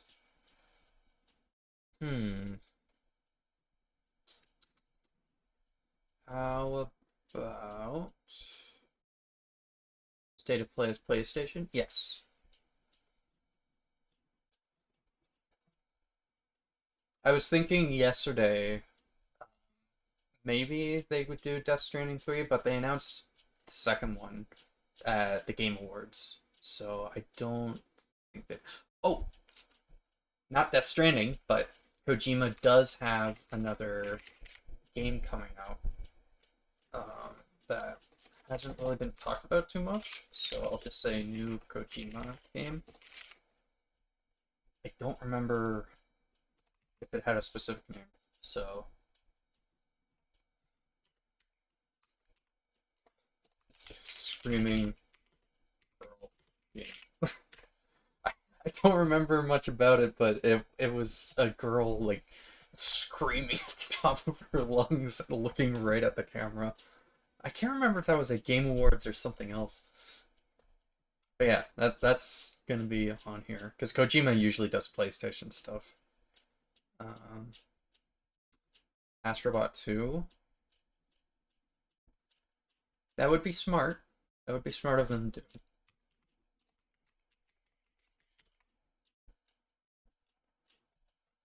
I don't know if they're going to do a second Astrobot game, but it would definitely be smart of them to do that. What else? Oh, Little Big Planet. 4, right? Let's do that.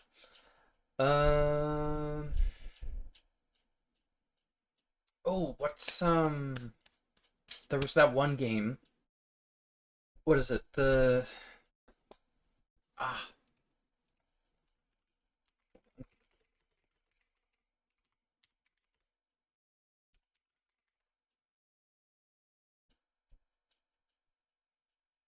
Ueda, is that the guy? Yes. Okay.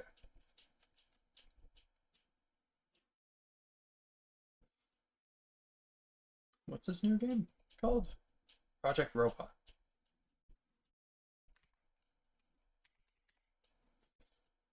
Okay, yeah. So let's do that. Project Robot. What else?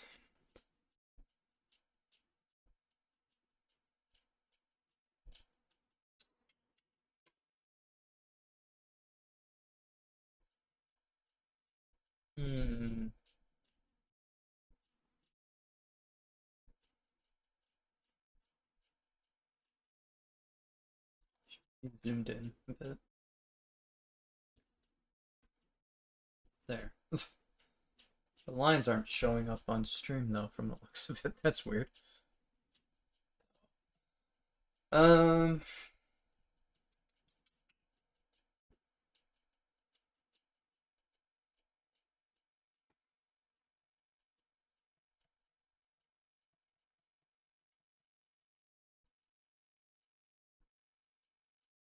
They announced a new PlayStation.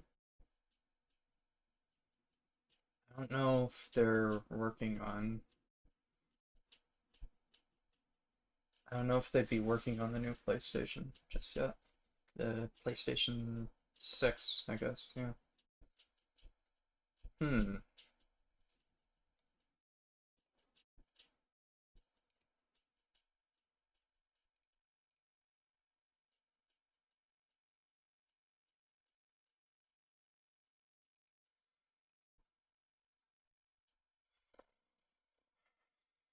Bloodborne? No, they. I don't know enough PlayStation stuff to help. That's fine. No, I think it's been made pretty clear that Bloodborne isn't gonna happen. Whether it be a remake or Bloodborne 2. Just trying to think of what else there is.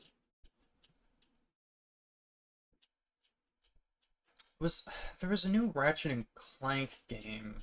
Was that PlayStation exclusive? I know it's on Steam, but was that one of the PlayStation games that got put over, or is that just like all platforms now? Rift Apart. That was it.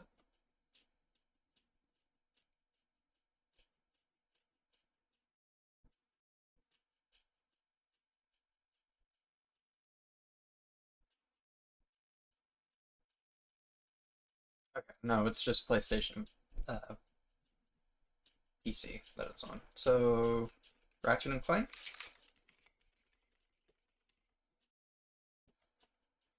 I guess even if it was on multiple platforms, it would make sense for them to announce it here. Or at a PlayStation thing.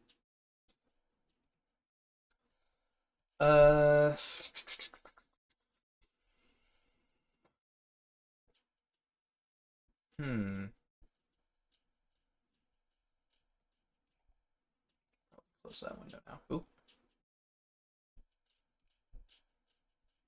23 minutes.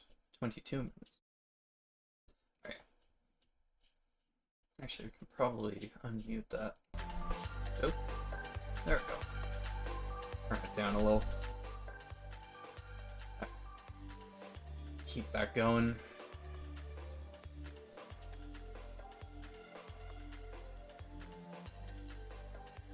Okay.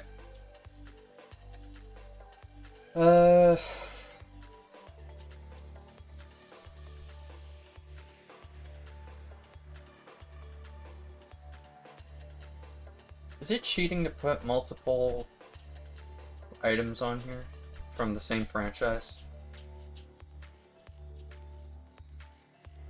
Because they could also do... Let's put this somewhere else so it's not right next to it.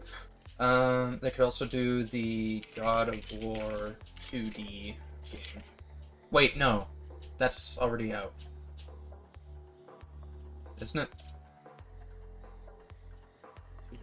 Was that a shadow drop? During the thing they announced it? Sons of Sparta.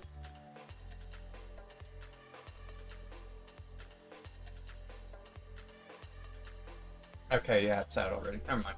Not that one. I wouldn't think so. Okay.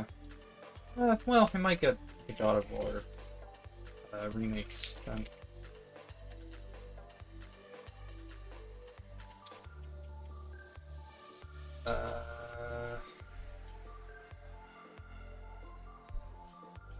Should do the new Naughty Dog game.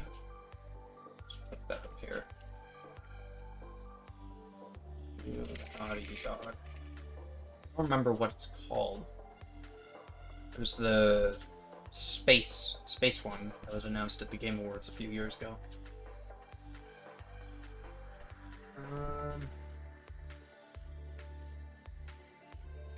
Game.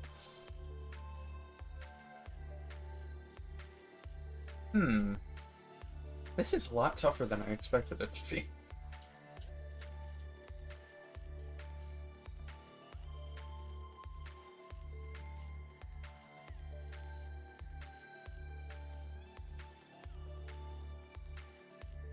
Oh, well.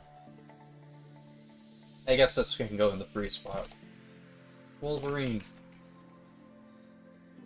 Because I already announced that it would be here. And could do Spider-Man. Spider-Man 3.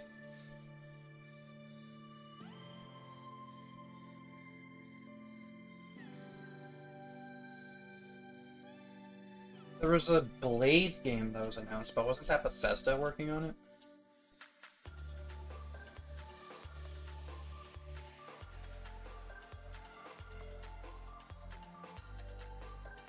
Arcane Studios. Yeah, Bethesda.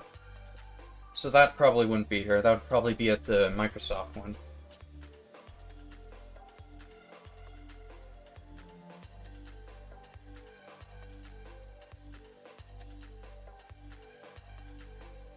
There's a couple of Silent Hill games that are in the works. Maybe one of those.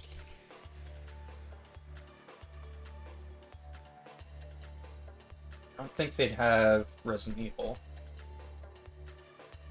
Because we just got an update for that not too long ago. With the Leon Must Die game mode.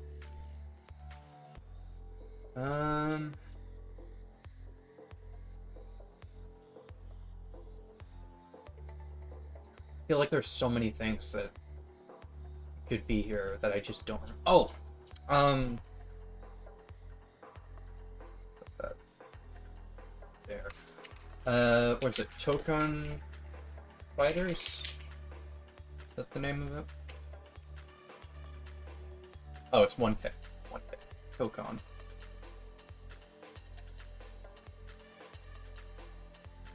Fighting Souls? Really? Fighting Souls. Okay. Some new characters. Probably.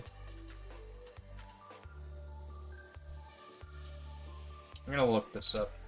State of Play 2026. Predictions.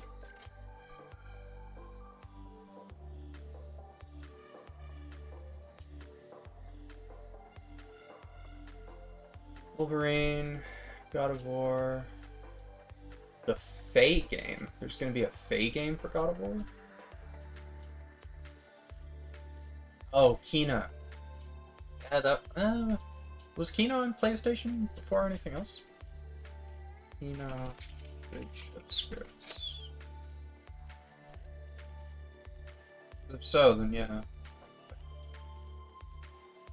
Oh, it released on PlayStation and Steam at the same time. It came to Xbox a few years later. Okay. And then Nintendo Switch this year. Or Switch 2. They might have the second Kena game. Kena 2. That there. Intergalactic. Oh, that was the name. Intergalactic. Naughty Dog game.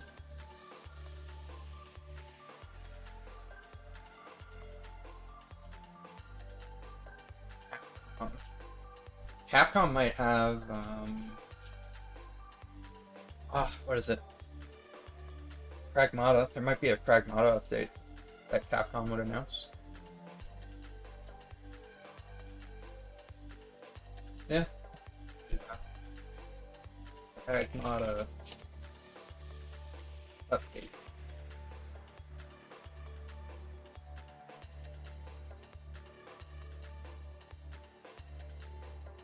Pragamata? No, Pragmata.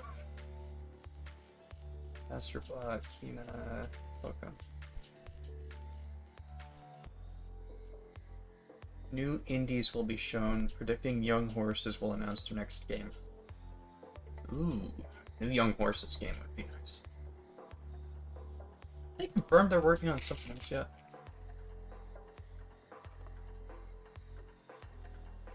Young Horses new game.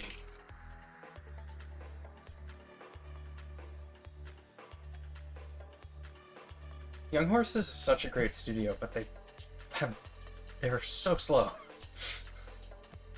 I really want to know what they're coming out with next.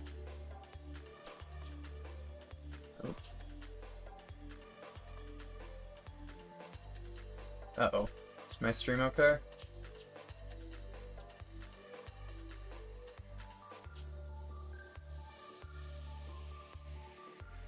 Internet was a bit weird there for a second. Seems alright. What's that? Oh yeah, Young Horses. Horses. New game.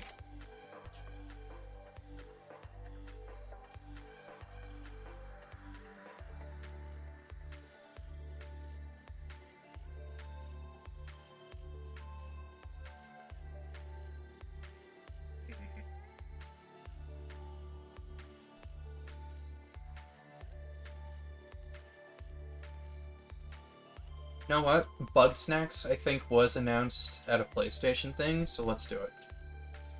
Do new Young Horses. I don't think it would be Bug Snacks 2, but maybe.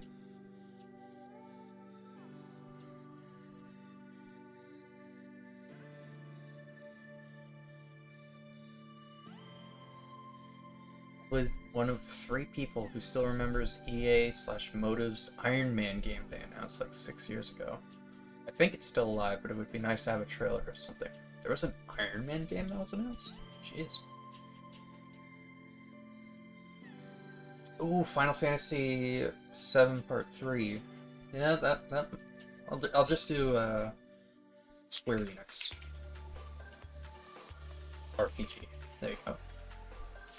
Final Fantasy would count for that, but there's got to be something else, I'm sure. Code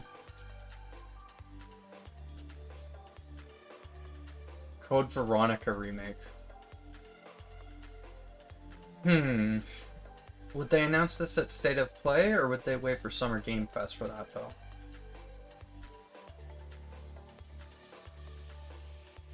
Or they could do the announcement here, and then later at the Summer Game Fest, we'll have more details for it this week. You know what? I'm gonna put it here. Code Veronica remake.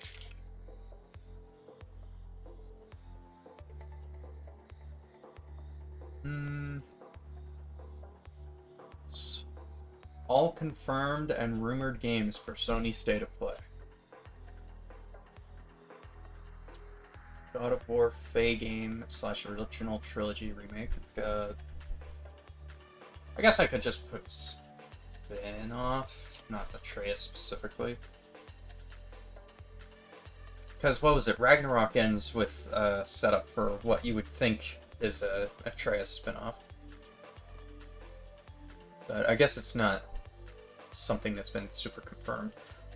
Intergalactic, Final Fantasy, Kina, Gran Turismo. I don't know. New Media Molecule title. Fair Games gets a rebrand. Fair Games? Which one was that?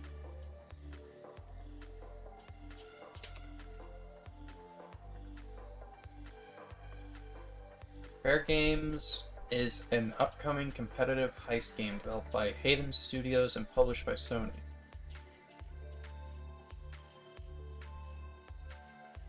Need to see the trailer for this, because this sounds familiar, but... Here.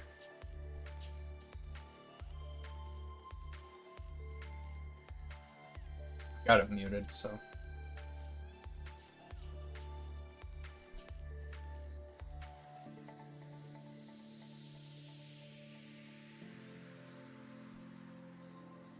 I definitely remember seeing this before. I don't remember when.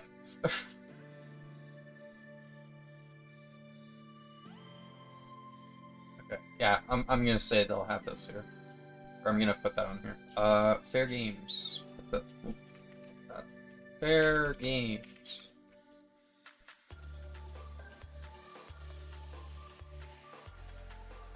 RE9 DLC. I don't think RE9 DLC is gonna get announced. Not here. I think it's too soon since the Leon Must Die update. Rayman Legends Retold. Oh yeah, I heard about that. I don't really like that that's happening, but sure. I'd much rather they do a new game. Although, actually, I did see, what was it? I saw pictures of it, and it doesn't look bad. Like, the new art, or new style of it looks kind of cool. I don't think it's gonna be better than what already exists, but sure. Let's do that there. Rayman Legends. That could be at Summer Game Fest itself, too. Oh, New Horizon game. Been a decent amount of time since the last one. New Horizon. Put that there. Alright, 4 more.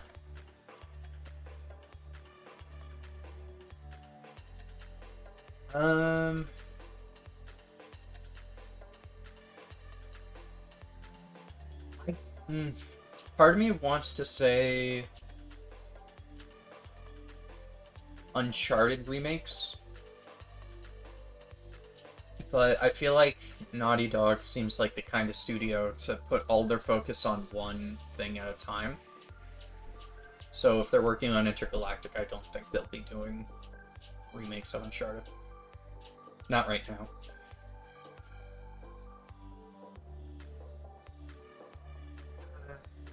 Got about 8 minutes left.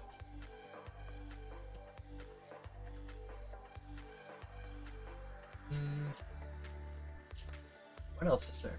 Okay, how about some things that absolutely will not happen? How about...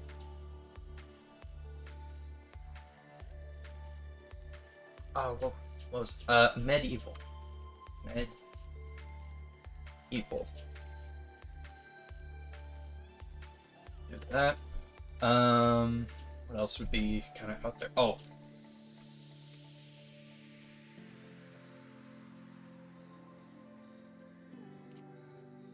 Hell yeah. Parappa the Rapid 3. What studio was Parappa? Hold on.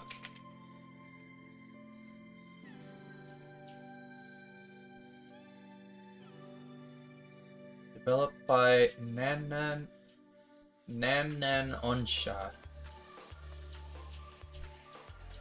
Okay.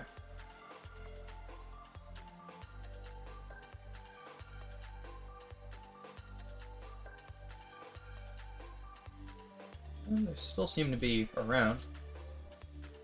Project Rap Rabbit. It's canceled. Damn, if this had been the new Parappa game. Game was announced. Oh, in a Kickstarter campaign. Ah.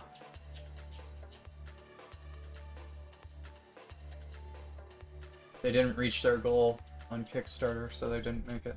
That's a shame. Parappa 3. What else? Need 2 more.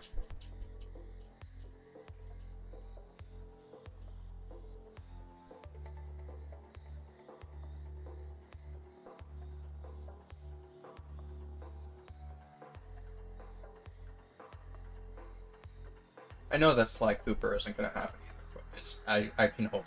I can dream. I don't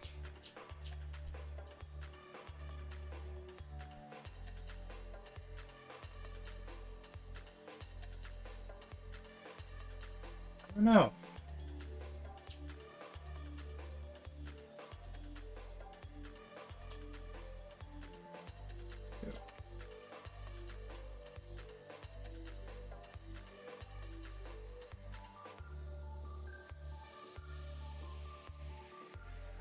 Okay, how about...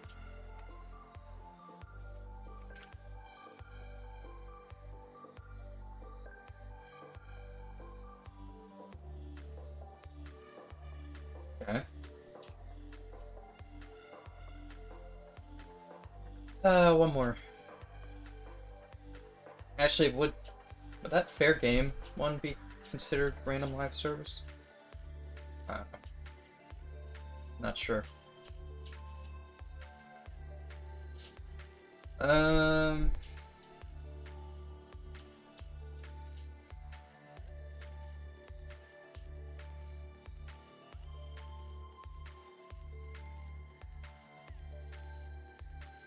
Got 4 minutes.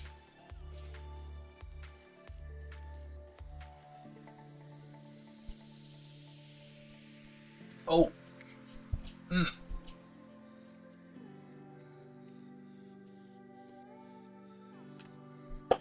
There you go. Second Uncharted movie with Tom Holland.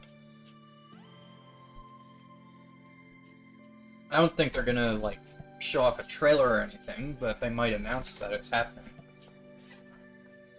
Because, I'm sure if they had a trailer, then it would have been announced by now. But I don't think it has been. Alright, so there we go. That is our bingo card. Can we randomize it?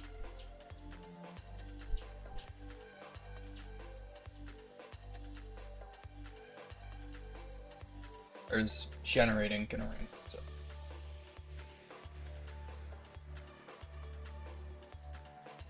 Okay, that randomized it. Cool. Copy. And I will put it in Paint. I will try and mark it as we go.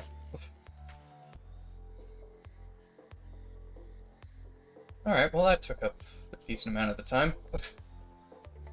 We are now at less than 3 minutes. Well, about to be less than 3 minutes. Now. Okay. Alright.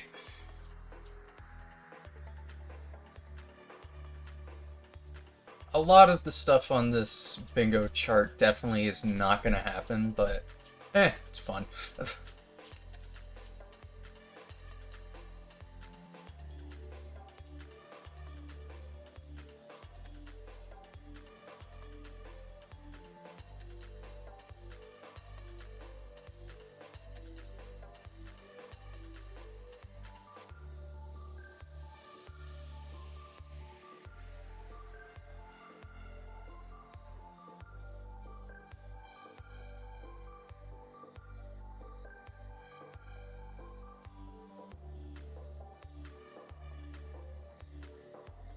Okay.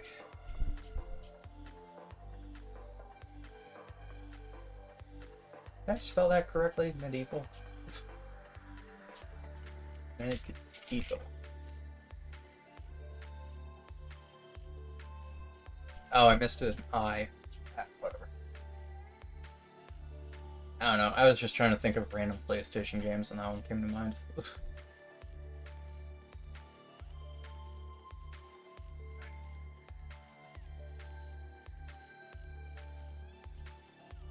Oh, come on. There we go. Much better. Okay.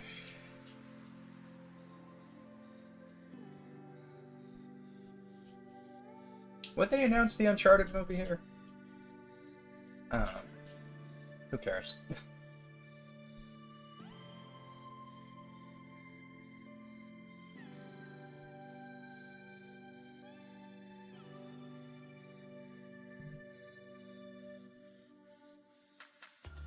Less than a minute.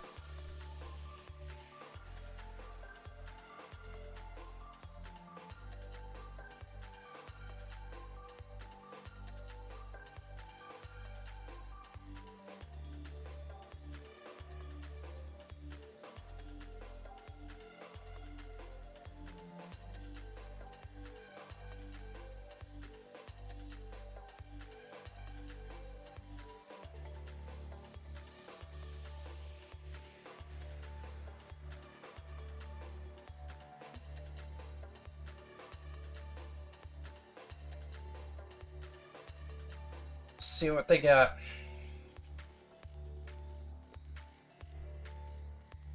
Ten, 9, 8, 7, 6, 5, 4, 3, 2, 1, 0. Yay! Alright. What you got for me?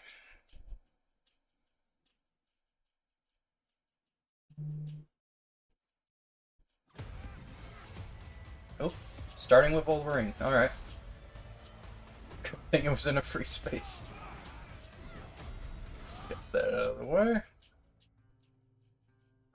Hi, I'm Marcus Smith, Creative Director for Marvel's Wolverine. Today, we're excited Oh, to debut Marcus. a new look at the game.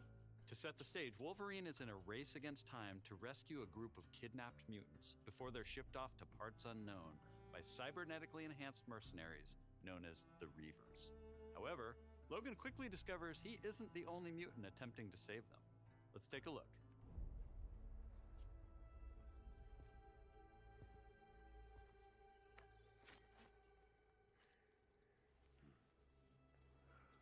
Let's see if we can find the one that got away.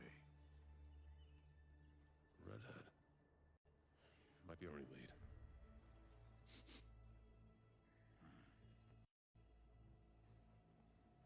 Looks like she took off into the industrial park. All right, let's search the area. That's stuttering because of... Perimeter stable.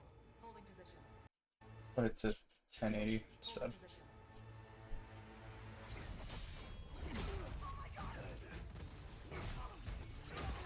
Oh, Jesus.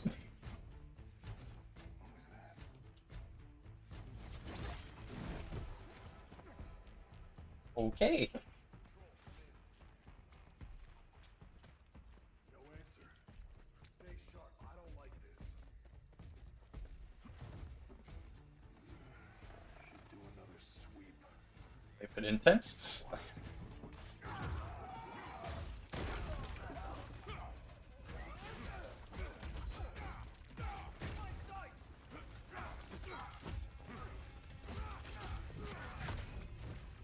Jesus.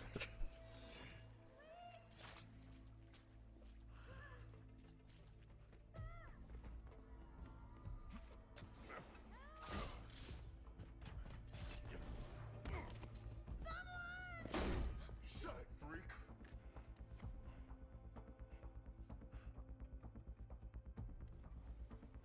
Ship's gassing off. Not today, Bob.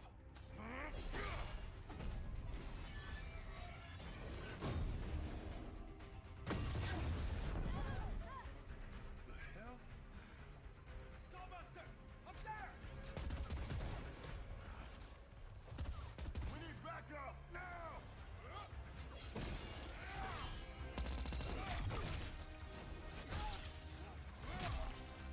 Ew.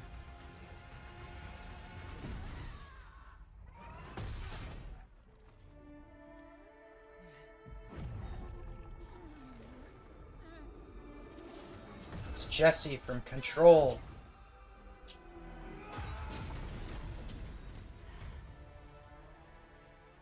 There you are, Red.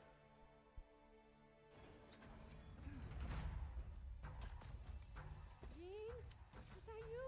Don't worry. You're not going anywhere. Everyone shoot!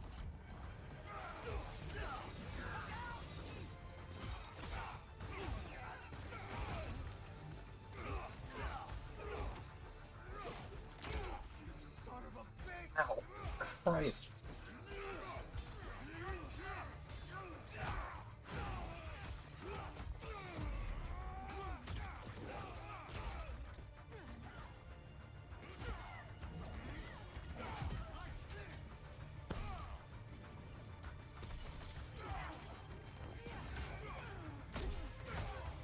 About the hole in his back.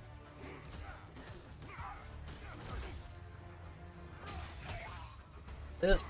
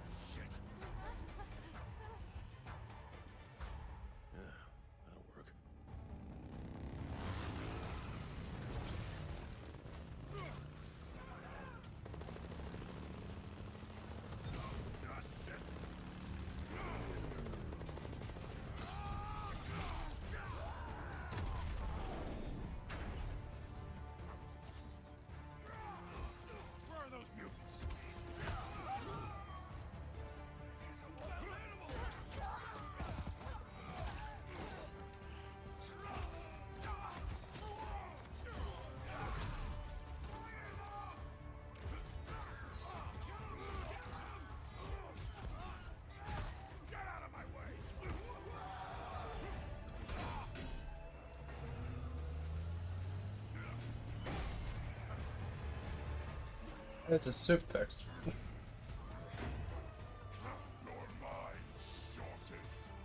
Not serious, obviously. Watching earned me a drop? Really? Okay.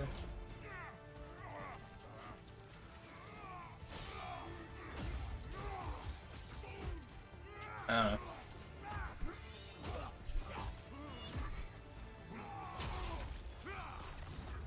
Jeez.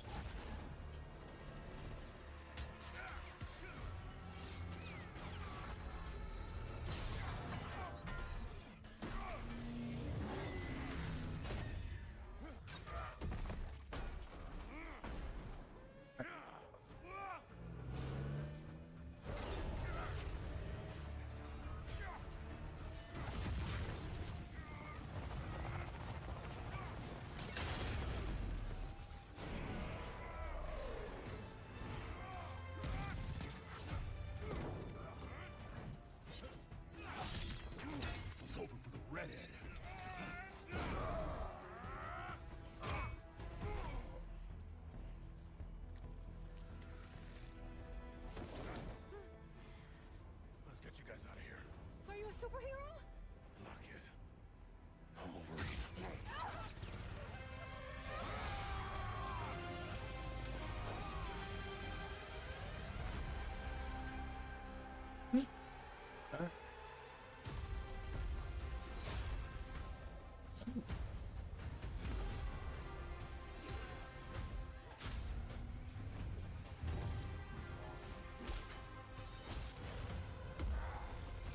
Deadpool for a second.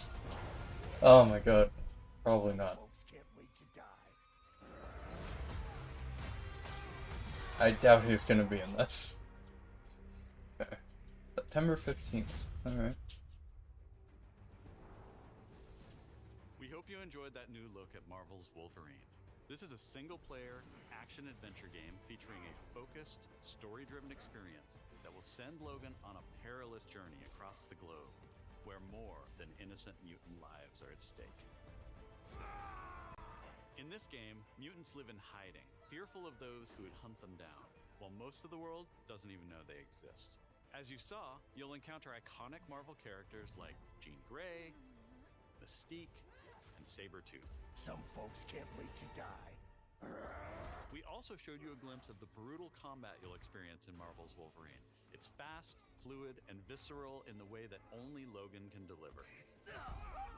Marvel's Wolverine is built to take full advantage of the PlayStation 5 consoles, and we cannot wait for you to get your hands on it when it launches September 15th, 2026.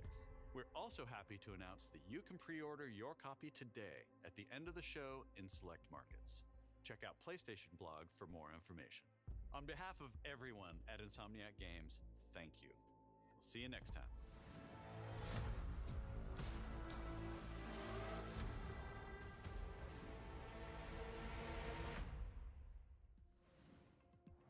Good start. Hello and welcome to State of Play.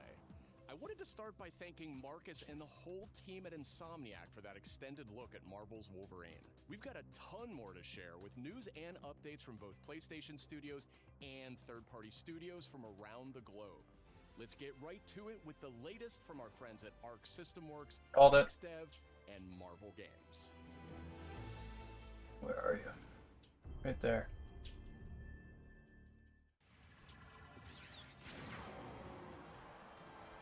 Prepare to face. Who's it gonna be though? The pugilistic art. The Duke of Get Your Dukes Up. Mr. Actions are worth more than any word. And the greatest action is to fight. You have defeated so many. You've defeated whole worlds. But you've never fought Doom. Let me show you why you should kneel. Think you're a genius, That looked great. Doom? Yeah. Your works are mere Strahd 2 would be the best thing ever. It's endless. And now Unlikely, but it would be cool. you made promises, Doom. Oh, Magneto. Those promises shall be kept. This violence will solve nothing, Eric.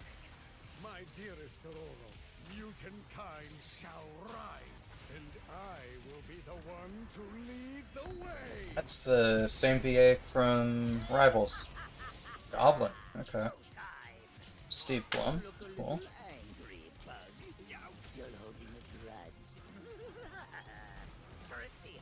Time to stop laughing, Gobby. Let all you got. Bump the way. Ooh. I'm gonna kill Spider-Man. Oh my god.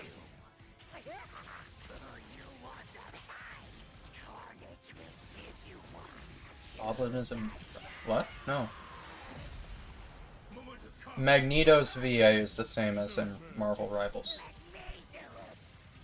Steve Blum in Marvel Rivals is Wolverine. Knights of Doom, destroy them. Feel my wrath. The end is near.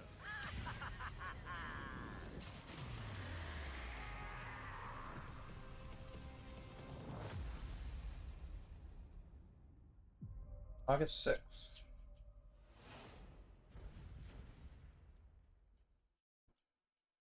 Alright. I see much from my perch atop Oh. the tree of tranquility. Did I put this on here? Yet, there are some outcomes This is Rayman. that are uncertain. Yep, I put it on here.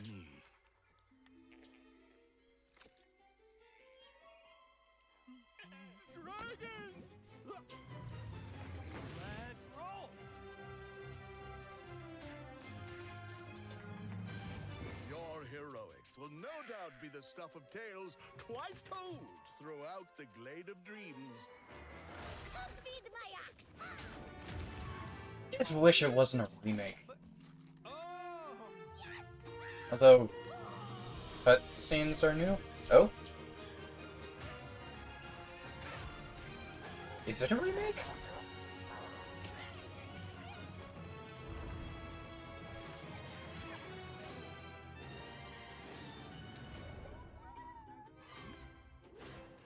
Follow me, brave heroes.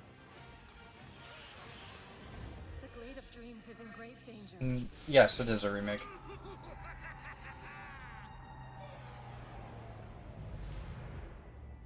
I guess just with the new look, it looks a little different from the original in some spots. You don't stand a chance!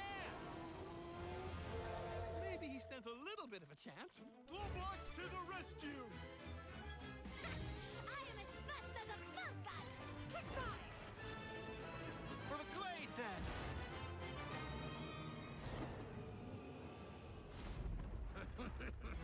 You think this ends here? Cool! I'm here!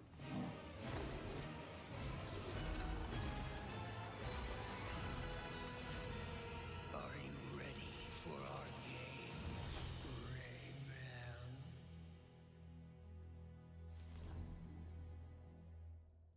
Wish it was a completely new game, but oh.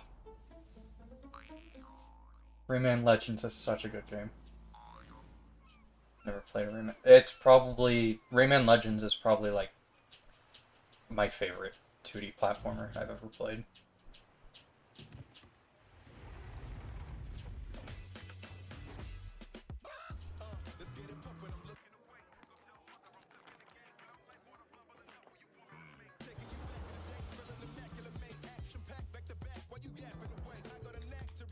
Is this Dave the Diver?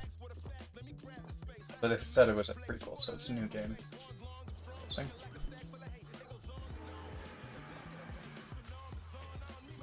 Never played Dave the Diver.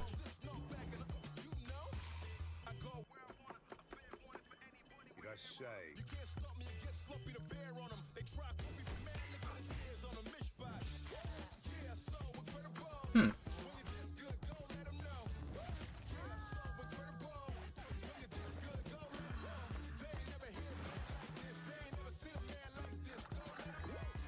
Pretty good.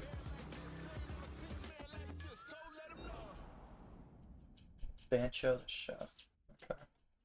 Oh, I forgot to take out my sticky note. Bancho the Chef.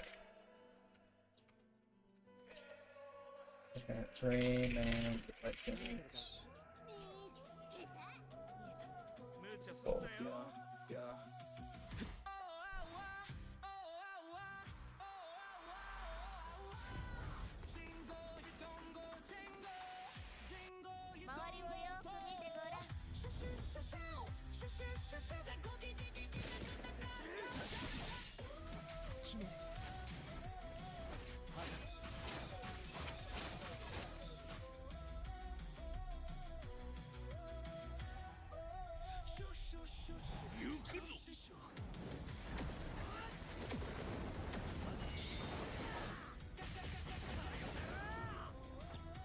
Shoot!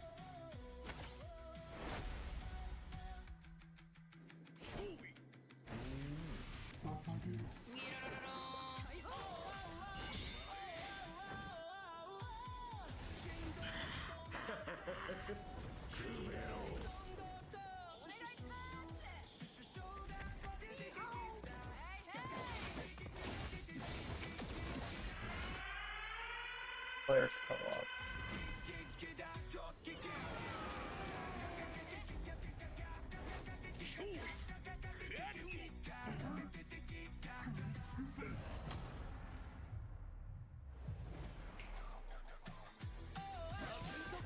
Pretty cool, but I definitely need to see more of it, I think.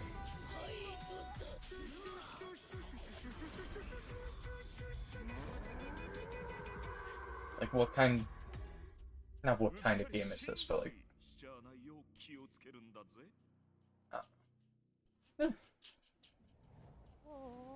Have that as like a... Hello. Did you miss me? I missed you!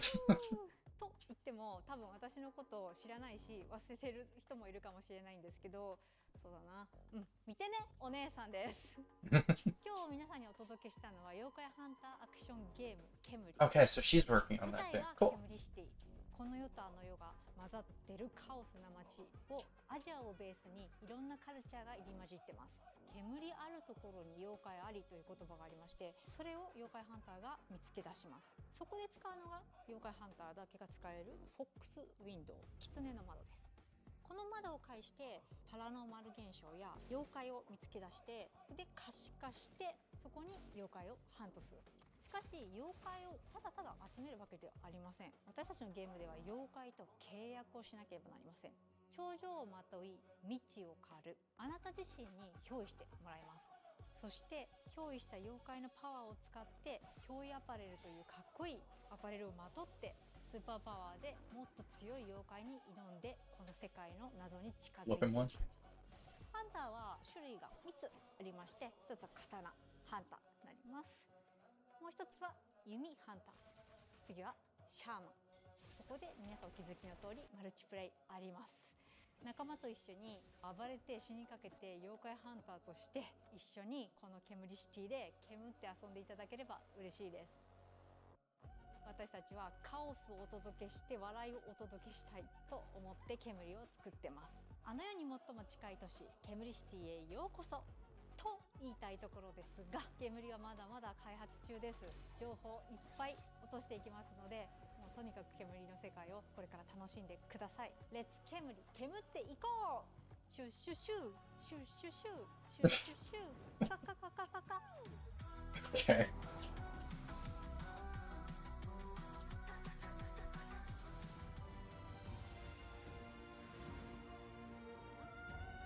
Ooh, Tomb Raider. Okay. Been halfway across the continent I can't believe I forgot about this one. Should have been on my thing. My bingo. hard woman to track down.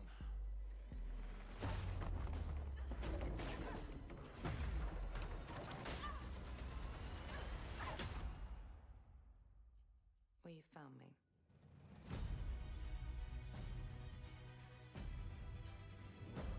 Ms. Croft, I hear when it comes to retrieval, you're the one to hire. This isn't about glory or money or making the world a better place. This is a puzzle. silence. You don't strike me as someone who walks past a locked door without wondering what's behind it.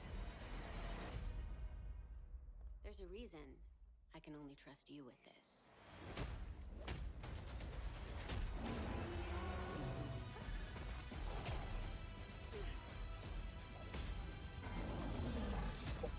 Okay. I like the look of this one.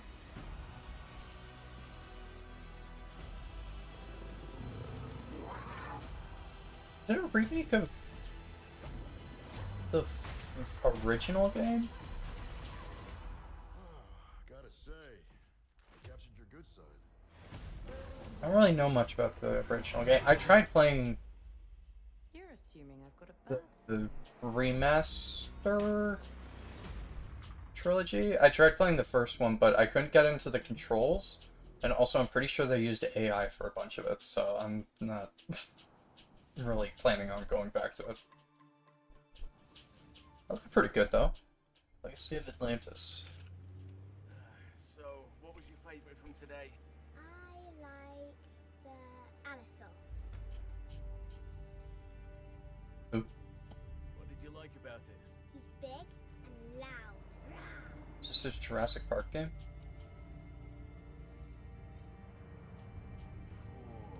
I think my favorite is the Diplodocus.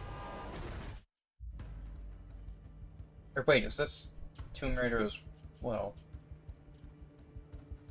Because weren't they doing two? Didn't they announce that Tomb Raider and another one at the same time?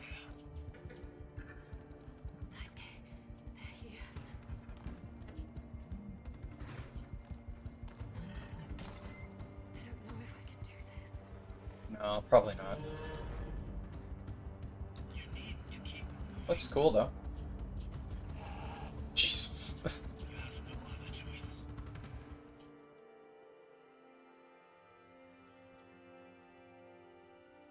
always a choice. Lost Wild. Okay. You have me intrigued.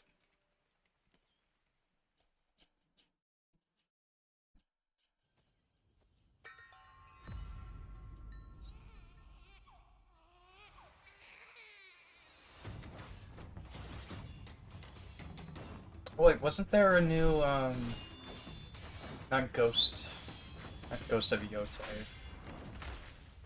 Ah, God, what was that one game? Where you play as the monkey. They were coming out with another one of those. That could have been on here too, somewhere.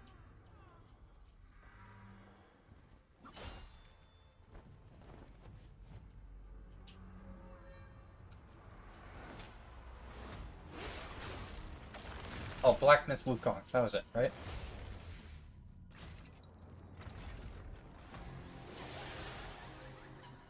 Yeah, they're doing another game after that.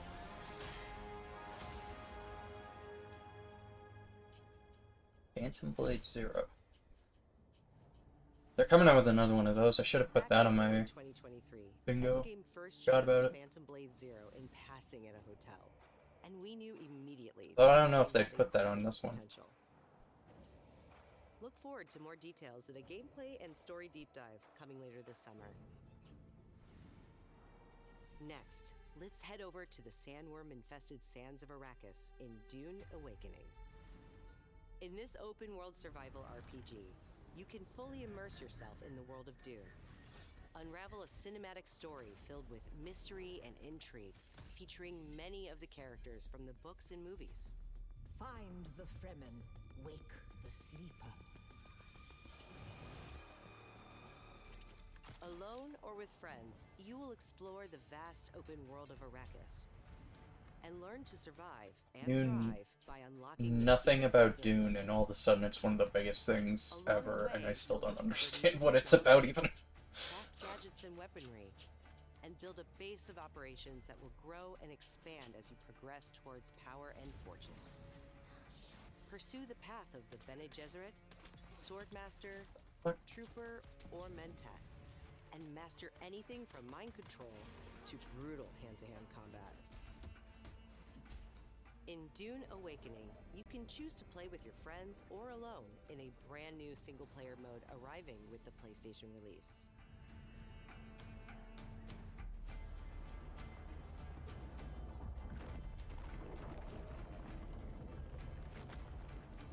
Dune Awakening arrives on PS5 Yeah. on September 22nd. Pre-orders start today. The fan-favorite PS2 classic Dynasty Warriors 3 is getting remastered for PS5. Dynasty Warriors 3 Complete Edition Remastered is a modern revival of the 2001 game that established the foundation of the series. Players can become one of over 40 officers and experience intense I like Hyrule Warriors. I like Pirate Warriors. battlefields. The One Piece version. And joining the battle is Zolan, the protagonist from Dynasty Warriors Origins. I like Pirate Warriors 3. Pirate Warriors 4 is kind of meh. I haven't really given any of the other ones a try. Dynasty Warriors 3 I want to get into it though, because launches later this year. they're just, Pre-orders start today. I don't know, Hyrule Warriors at least is just kind of mindless button mashing, but in a really fun way. So I kind of want to get into the other ones if the entire series is like that. No Rest for the Wicked is a brutal Souls-like built around skill, consequence, and precision combat. Step into a living hand-painted world you can explore alone or share with friends. Wait a sec, would the Tomb Raider count A world that as... evolves even when you're offline. What did I write specifically? Highly anticipated full 1.5 Oh, I said Square Enix RPG, not just Square Enix. Okay, never mind.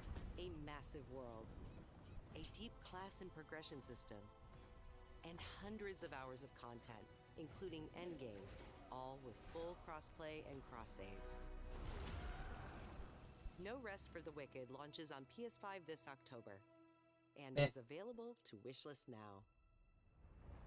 Up next, let's check in with Capcom for an update on Onimusha Way of the Sword. Doesn't matter. A beast isn't far from an Oni, you know. You'd do well to follow his example. I thought you'd see the appeal, Musashi. Capcom I'm hoping for. Yep. That castle on the mountain.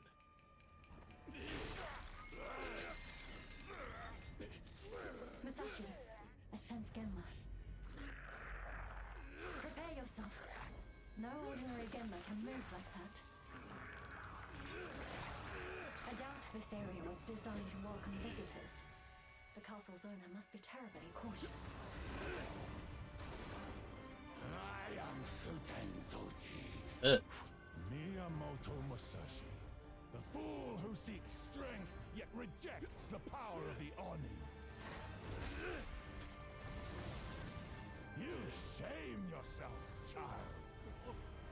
Witness my might! If you live by the sword, fighting is everything.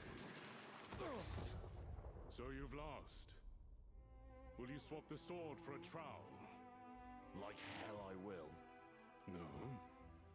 What then? Are you going to start taking human souls? If human souls are what it takes. Musashi, if that's the path he walks, I will follow. I've chosen to trust Musashi's judgment in all matters. Ori departed. Give me every ounce of power that you have. In return. Then get going, Onimusha.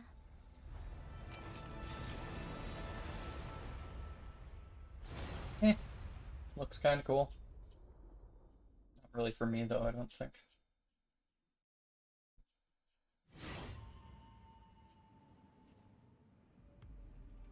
We can't wait to get our hands on Onimusha Way of the Sword this September. But you won't have to wait long to try it yourself. Here's one more update from the Onimusha team. Demo? Yeah.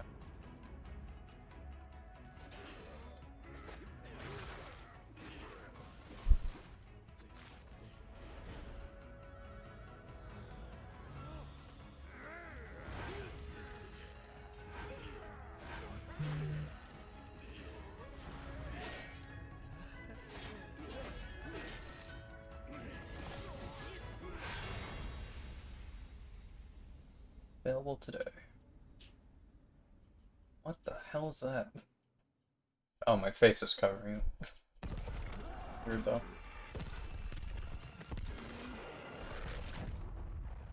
Oh.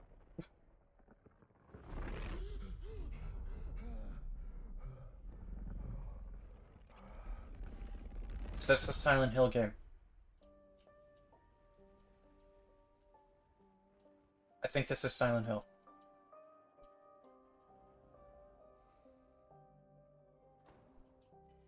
Hey, who's there? I mark it off on my bingo. See you there?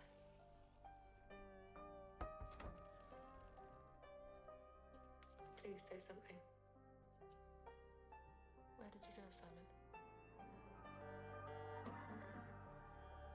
Something doesn't feel right.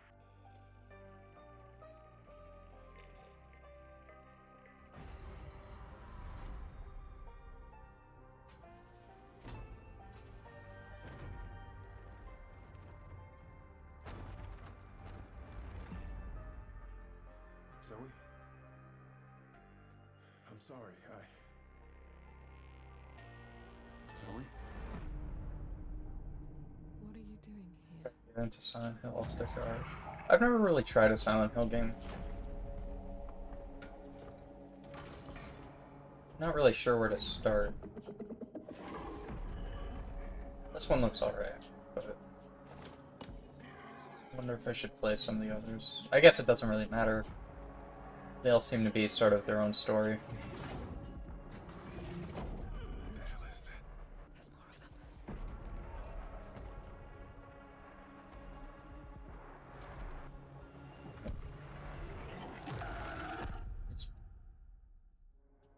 I wouldn't mind trying Silent Hill up. I'm so sorry. I wouldn't really mind trying any of them. But...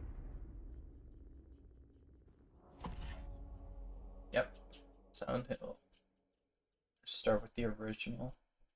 Yeah, but the original The target is the front gate of the capital of isn't our on homeland. The Federation of Steam. Central I don't think there's any easy way to play it. We will storm from the sea and take the capital back from our enemy. So you're the next one? The one whose rear we'll have to cover? The people left behind back on the continent need something to hold on to. Some sort of symbol that inspires hope. We will be in visual range of the land battleship soon. Giant!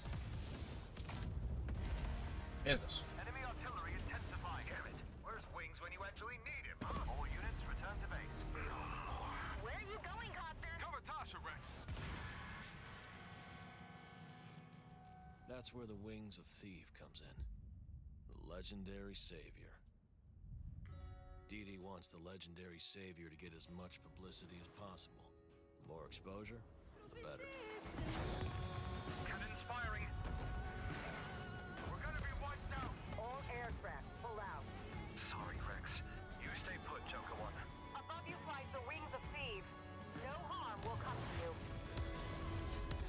Hands to the sky, everyone! Hope is within reach! The Terminus fingers. What, the imposter? Sharing information isn't always about telling people the truth. Hope's all we can offer, right, Joker One? It's an ambush. Shadows. Just as planned. We dangled the bait and Wings took it. We'll find out soon enough.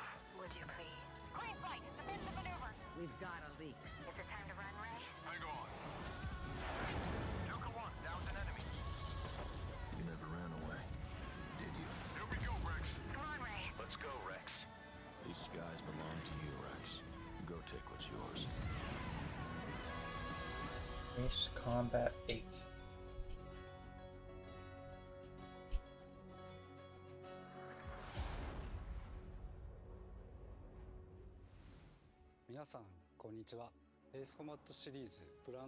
There's one video I saw about a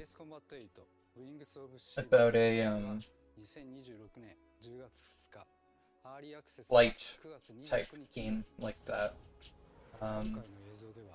don't remember if that was it though. Ace Combat. It might have been something else. But I heard good things about that game, so if it's the same series. Actually, I don't remember the name of the video, but I remember who it was. Let's see if I can find it. 加えてもう一つお伝えしたいことがあります。こちらの映像をご覧ください。Did you know there are 3 kinds of aces? Looking more.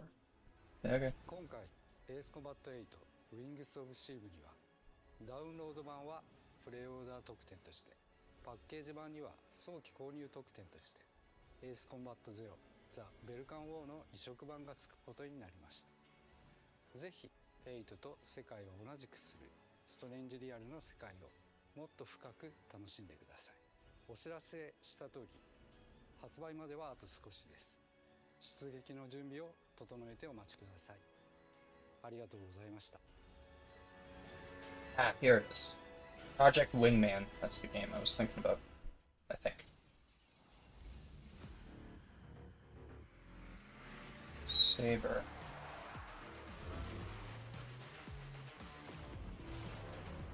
Someone, when I googled different predictions, someone said Gran Turismo, is that this?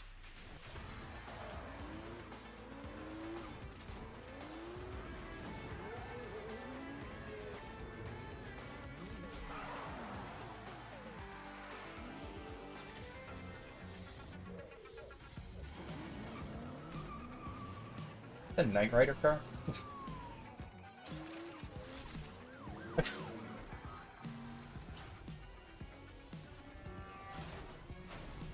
Oh. Okay.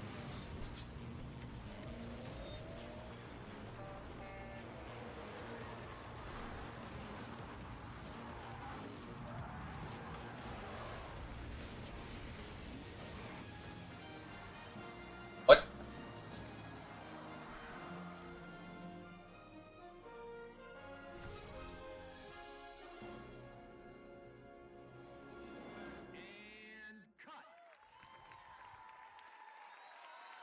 Great take. Think we got it.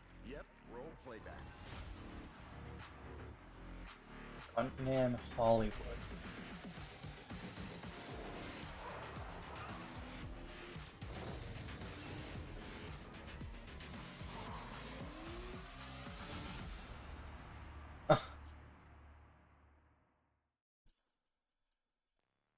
I don't hate it. There's a wounded man. Nasty injuries. It's like a beast tore him apart. A beast? Out here? Are you drunk or something? Do him up and show him out. But he's still weak, so be careful. What's going on?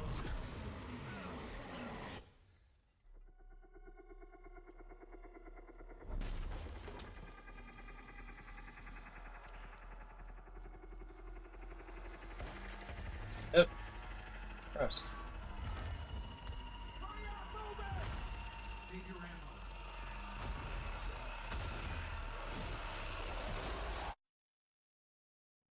Die, bastard. And you're tough. Surprisingly lively for someone who just came out of a coma. If you want to survive, you gotta hustle.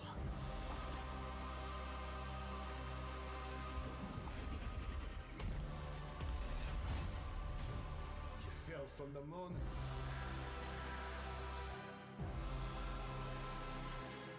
I will help you, but you must not go there. Is this? I'll take my chances. Turns out I'm a lucky man. Oh my god. Okay.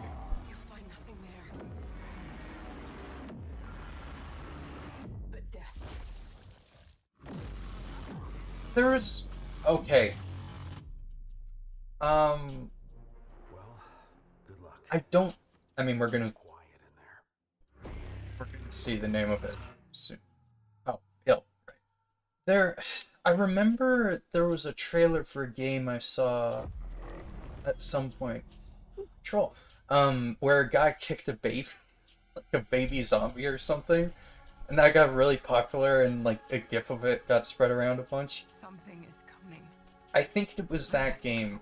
I don't remember. It felt like an earthquake. But it was just a paperclip. I would have figured Control would have been at SGF The tiniest itself at tremor this. before the main event. Cool. Jesse. I know what they put you through. You never had a chance.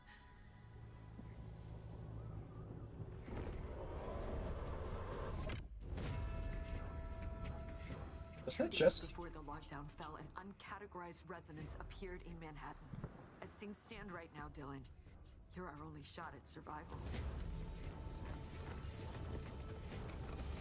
What the hell?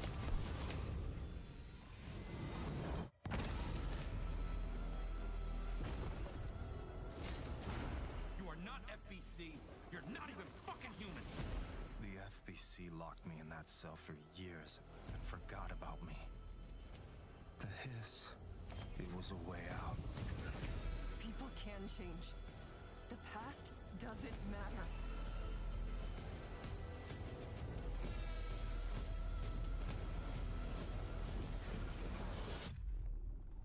Who are you today?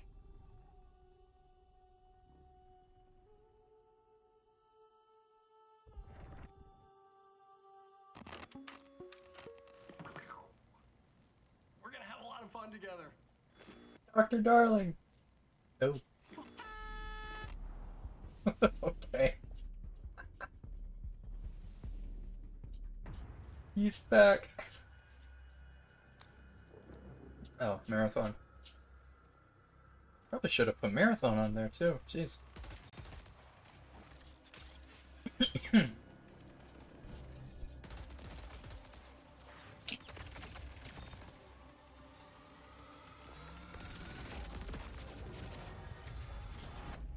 Darkness. For those without eyes to see.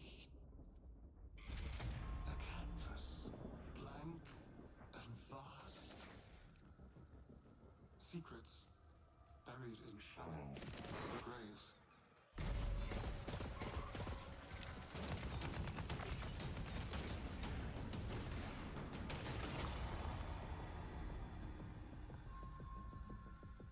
I cried out in my sleep. A warning. 100.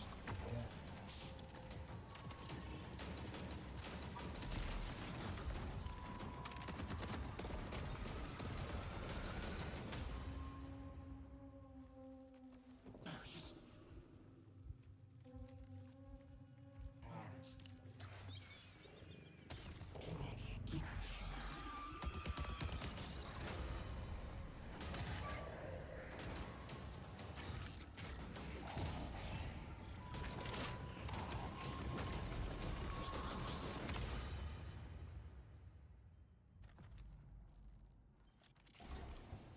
Do you crave endless life?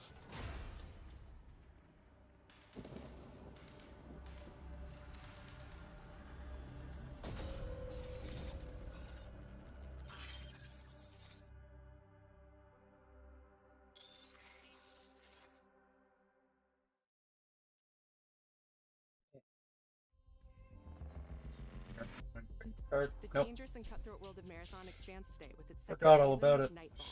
And if you haven't checked out Marathon yet, Bungie announced an open trial period for the launch of Season 2. You'll also be able to pick up Marathon at a discount. I keep forgetting it's already out. Now, let's take a look at what's coming soon to PlayStation Plus.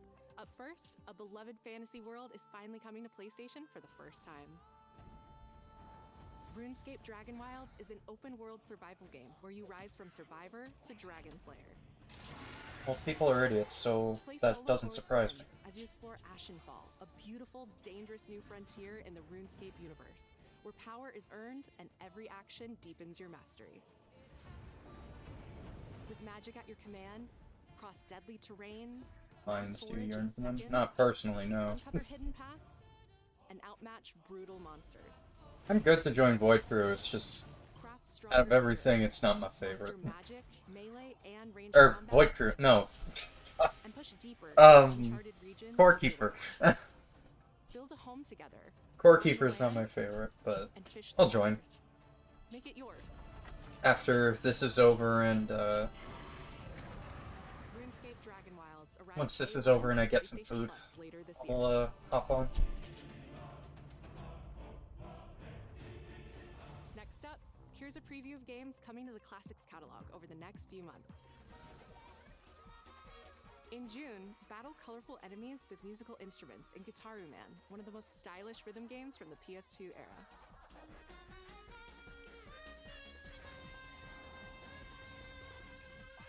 Okay.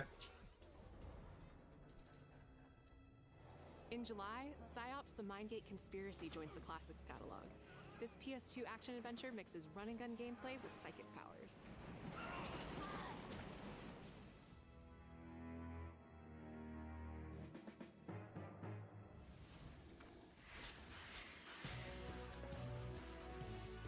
And finally, Onimusha Dawn of Dreams, a Capcom classic from 2006, launches later this year in August.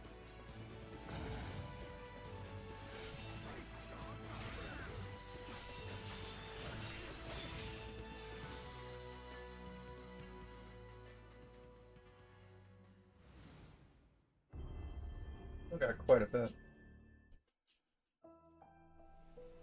Akashima Island, haunted by dark stories. Our goal, confront the evil corrupting paradise. This is Dead True International. Thanks. Come on, let's get a photo together. That's gonna be the next, what is it? Oh, Neil. A for effort, dude. Who's the buff idiot? Does no one know this guy?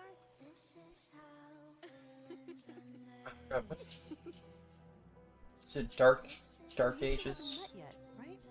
Sebastian, how about looking out? Dark Pictures. Is this the next Dark Pictures game? Roland, whenever you're ready. This facility has been shut down for decades. Uninvestigated, untold, until now.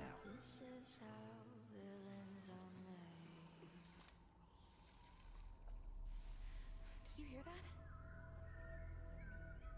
Nate, are you out there? Oh. We gotta go. Right! I have a bad feeling. Let's get rid of it. Grip it tight. No! He's coming! Through there! Take a deep breath. Which way? Steady the mind. We're gonna have to jump! There's rocks down there!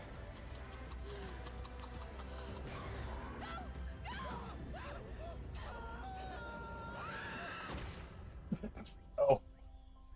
Can you do what needs to be done? Oh.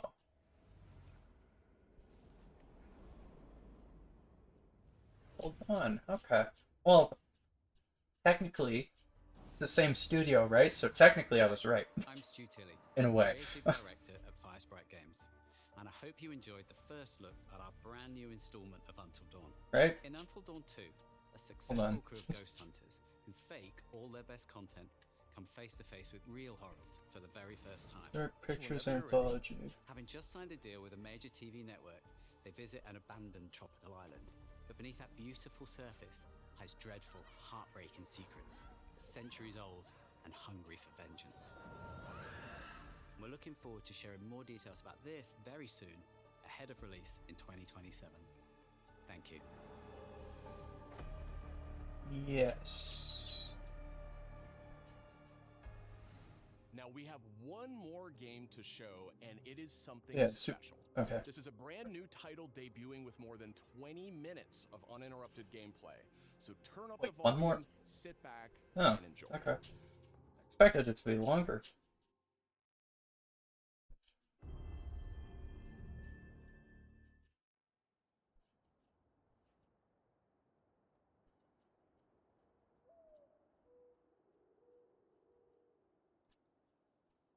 Said it was, what, 60 plus minutes? I assumed that meant like an hour and a half or something. But...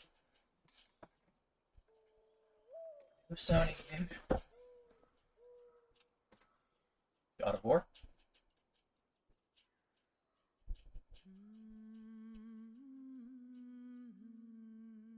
Everyone's gonna be mad there's no GTA.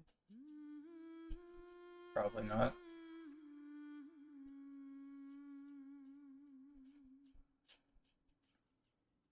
God of War. People might get mad if we get to the end of the Summer Game Fest stream itself, and there's no GTA, but I can't think of any specific reason why GTA would be here specifically. Find your way home. You are free.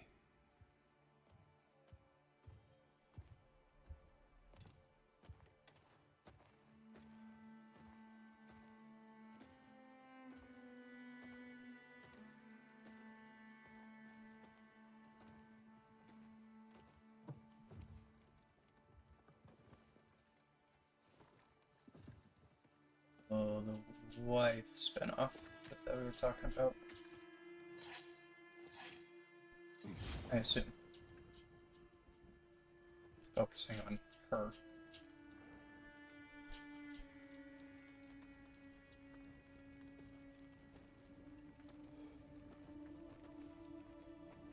I wonder how this is gonna be. Because everything we've seen about her, she doesn't seem the type to, like, get into combat, really. Not very much. Or not as much as Kratos, rather. Oh wait, this is gonna be, what is it? Deborah Ann Wool. Ann Wool, right? Aaron from Daredevil.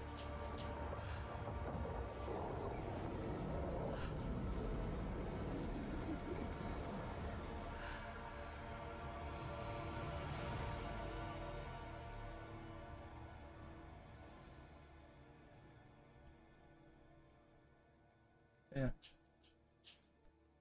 Cool.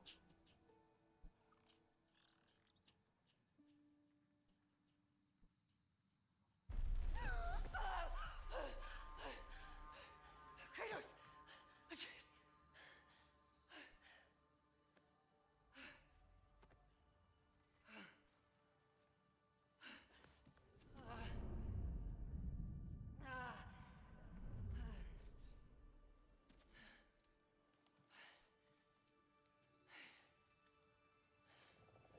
Where am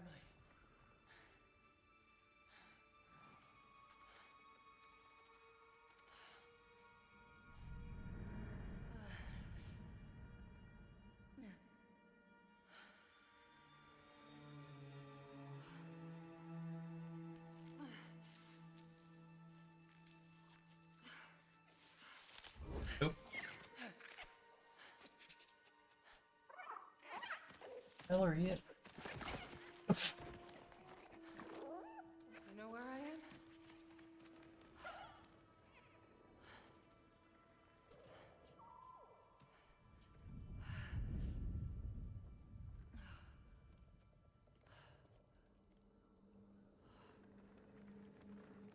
Okay. Burned clothes. The pyre. It happened. They're starting on the path. It's just... I didn't get to say goodbye.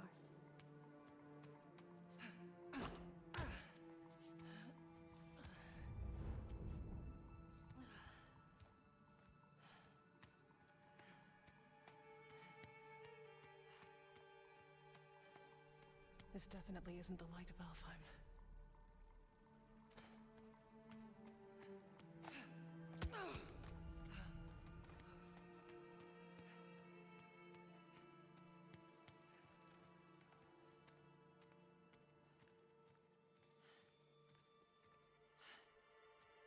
Mask. How?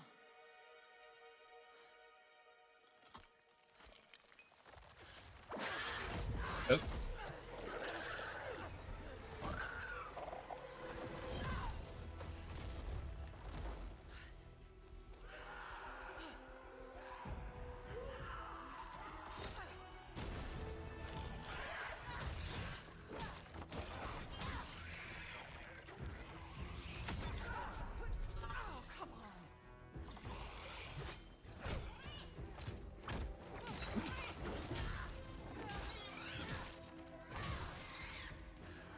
shouldn't have been that difficult.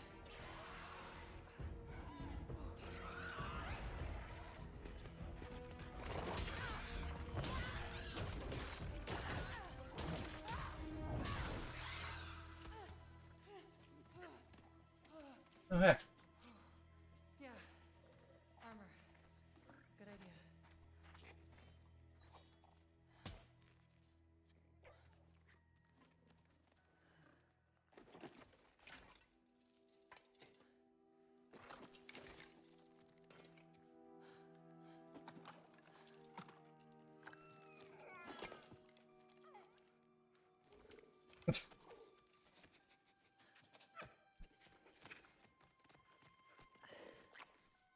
Weird looking.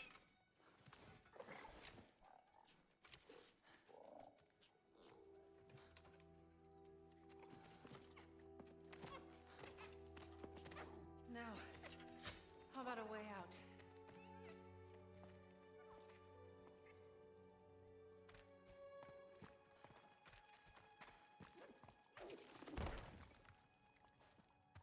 That works.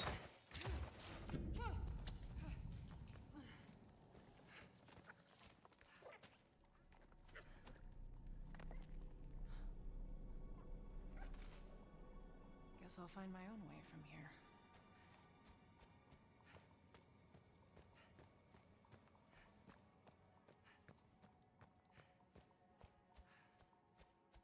That mask. No, it can't be. It's not possible.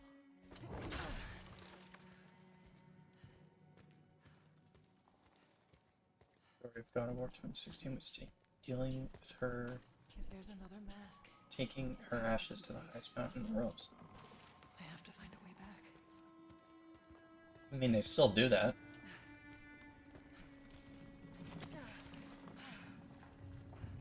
This is like her consciousness or whatever in the afterlife, I assume. That's what it seems to be.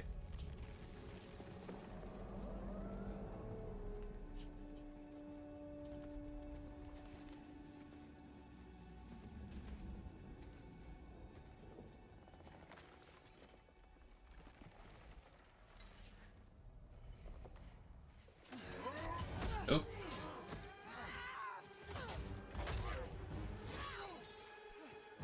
Oop. Well. Did she come from the Eagle Onslaught? Not the gates. The gateway is closed.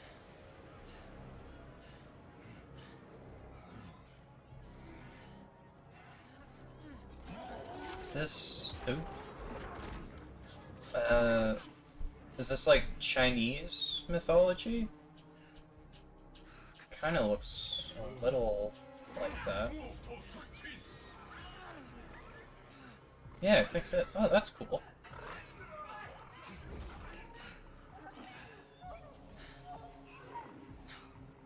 That creature.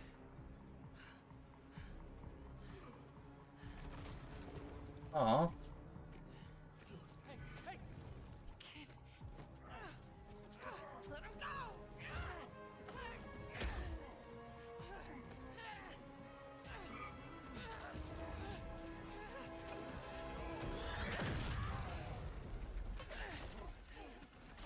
How would you keep that so close to a fire?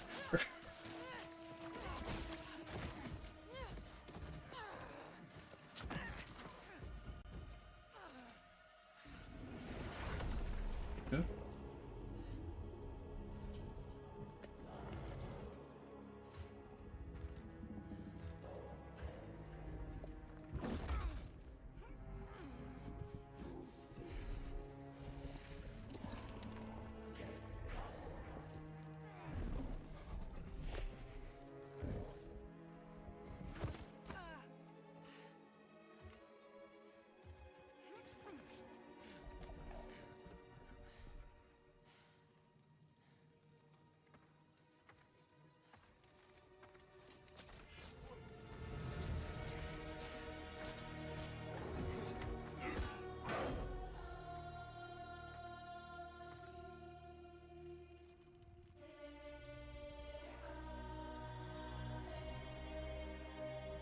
Wait, that's...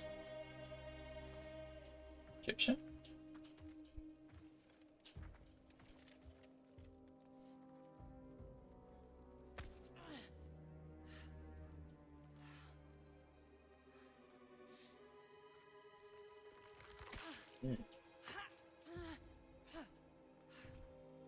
Another mask.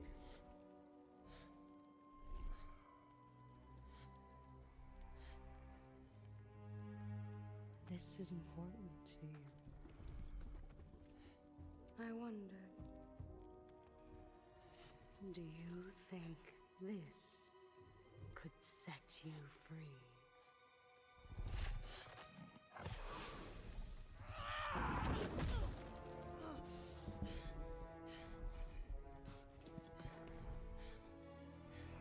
You touch me again, and I swear, I will kill you.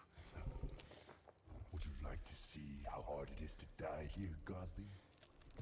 I can show you.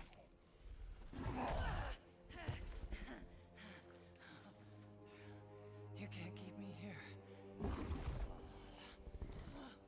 The gateway is closed. There is no escape.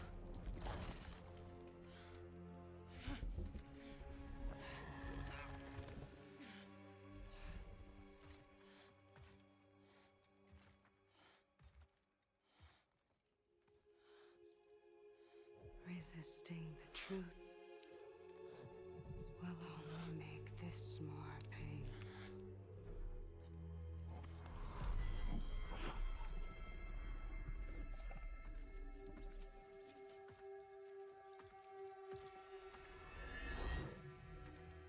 Sekhmet, No, Betsy.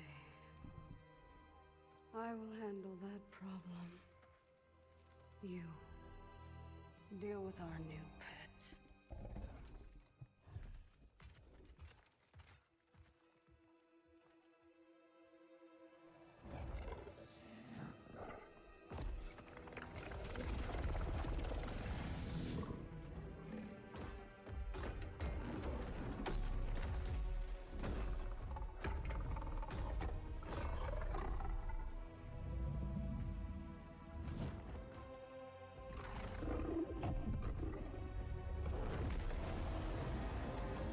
Oh, it can fly. Okay.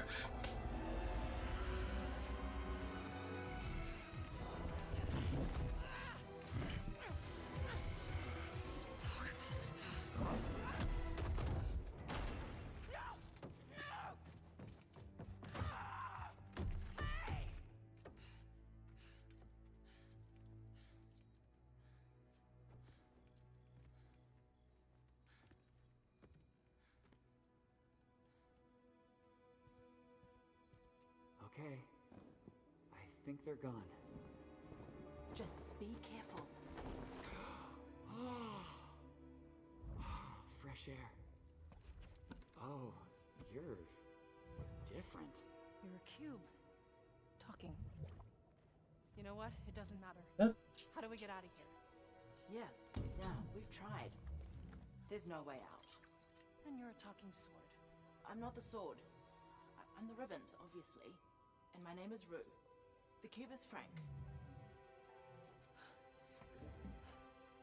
I'm Faye. Is that Jack Quaid? There has to be a way out of here. A way out? But you're not even all here. Oh, that's totally him. Of course I'm not here. That's cool. I'm dead. You have to be dead to come through the gateway. It's like you're Not sure who that holding is. back. This isn't working.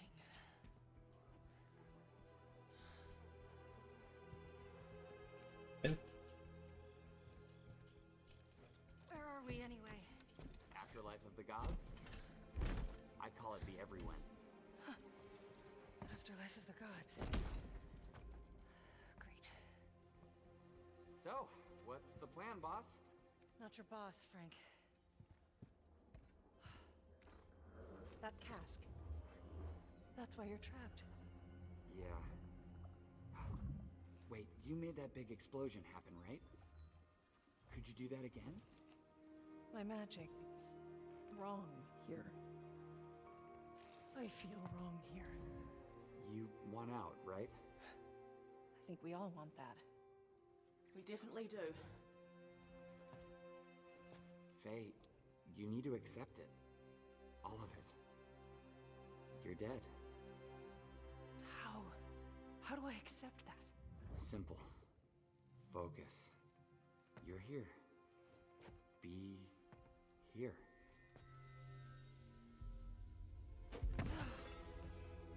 But what if I need to be somewhere else? Then focus on what you do need.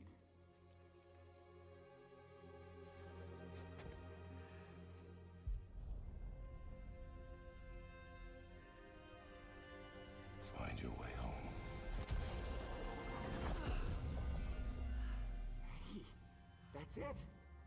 What were you thinking of? A promise. Okay, we'll take it. Now let's get out of here. Okay. Get ready.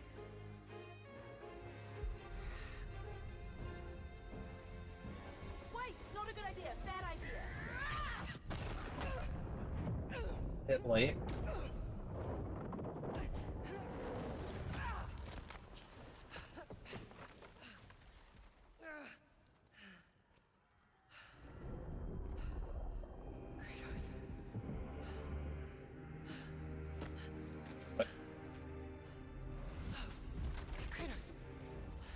Oh, okay.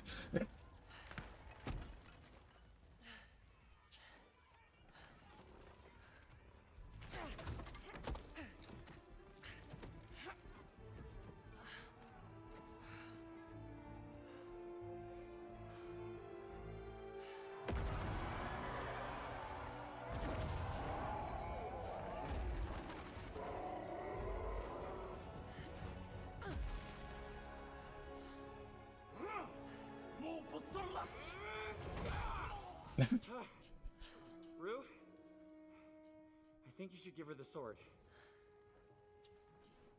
How do I know I can trust her? I'll give it back. I promise. Okay. Take it.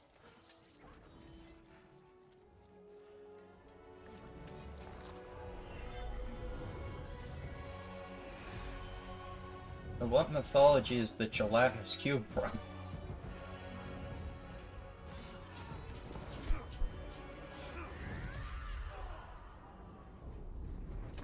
Oh, Doctor Strange. Oh. Kind of. Cool.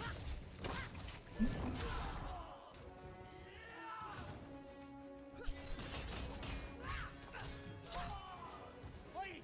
You need to get out of here! Not until I get you out. I don't need help! Here we go, coming up behind!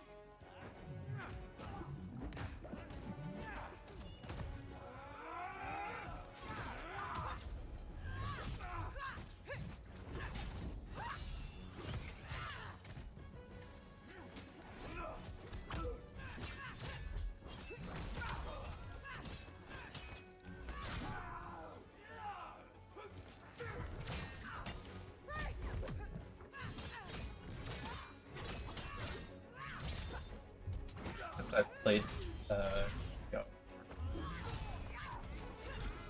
well, so long. It was sometime last year or 2 years ago. Got an idea on opening that cage. I forgot that she was actually supposed to be a pretty capable fighter, honestly. Come on! No! Mainly because I don't think there's actually any scenes where you see her actually fight, but still. It's more than you think it is.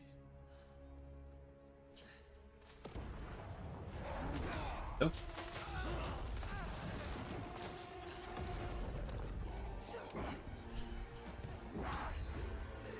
Already? I will kill you. Don't make promises you can't keep, Gotham.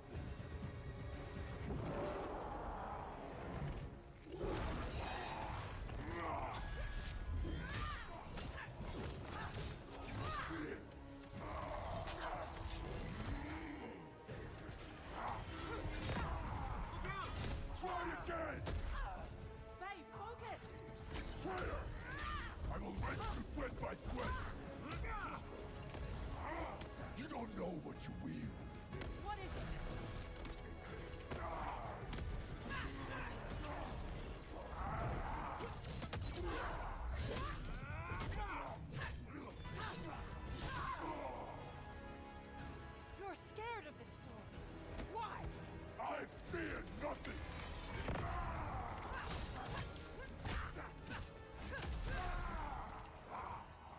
That's what I was saying. Like, what mythology has a gelatinous cube other than D&D?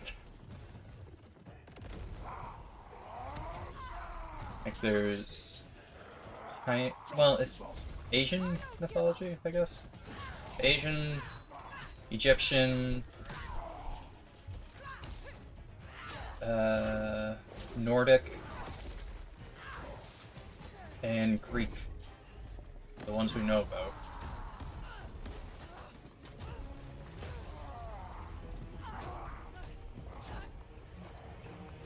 South American, based on some of the design. Ah.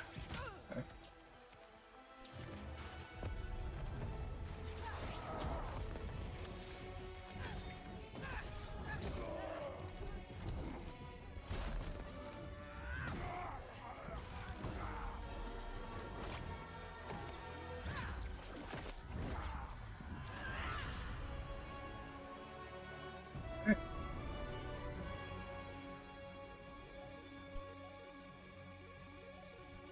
Oh.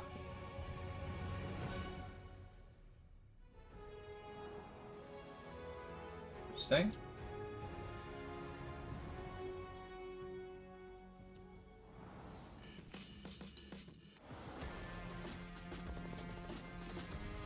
Release date. It's not too surprising. Oh, sorry.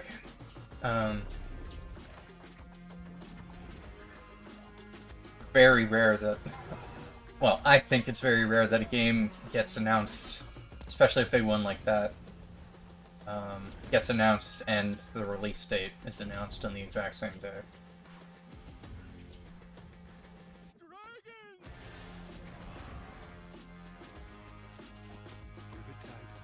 There was less than I expected.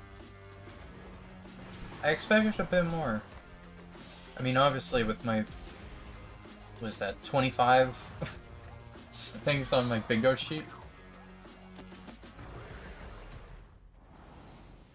Good stuff. Like, Wolverine looked good, God of War's good, Control's good, Tomb Raider looked good. That Kumori game looks interesting. Rayman looks pretty good, but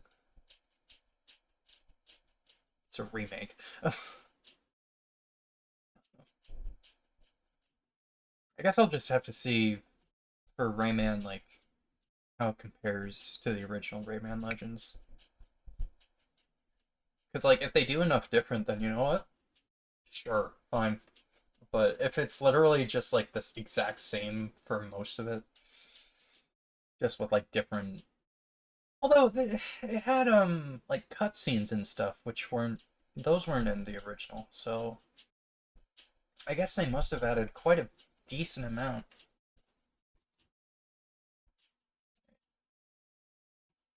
Well, here's my bingo card. I'm not even... There's only... We got Rayman Legends, Wolverine, Marvel Tokon, Silent Hill, God of War spinoff. And I think that's it.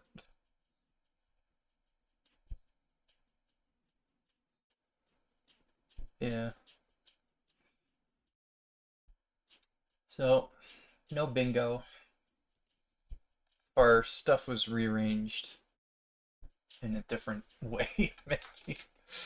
We got very lucky with how the bingo sheet was arranged. Oh well. Okay, well, let me see. Doom is currently live, so I suppose we will be rating him.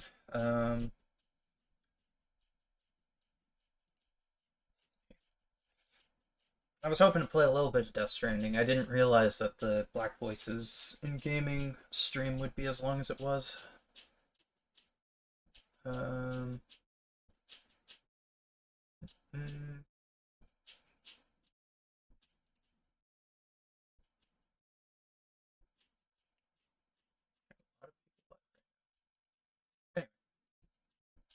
we will be reading such raid, not shout out. Skib. There we go. Yeah, so we'll be going to see Doom. He's currently playing Core Keeper. I might hop on myself in a bit. Yeah. So let's see. Tomorrow we'll be doing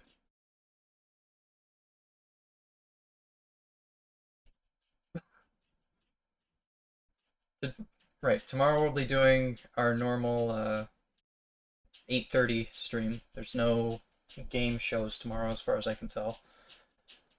We've got our whole schedule posted in my Discord and my announcements channel if anyone would like to check. So yeah, we will see you tomorrow for more Death Stranding. And yeah, have a good rest of your night, everyone, and say hi to Doom. All right.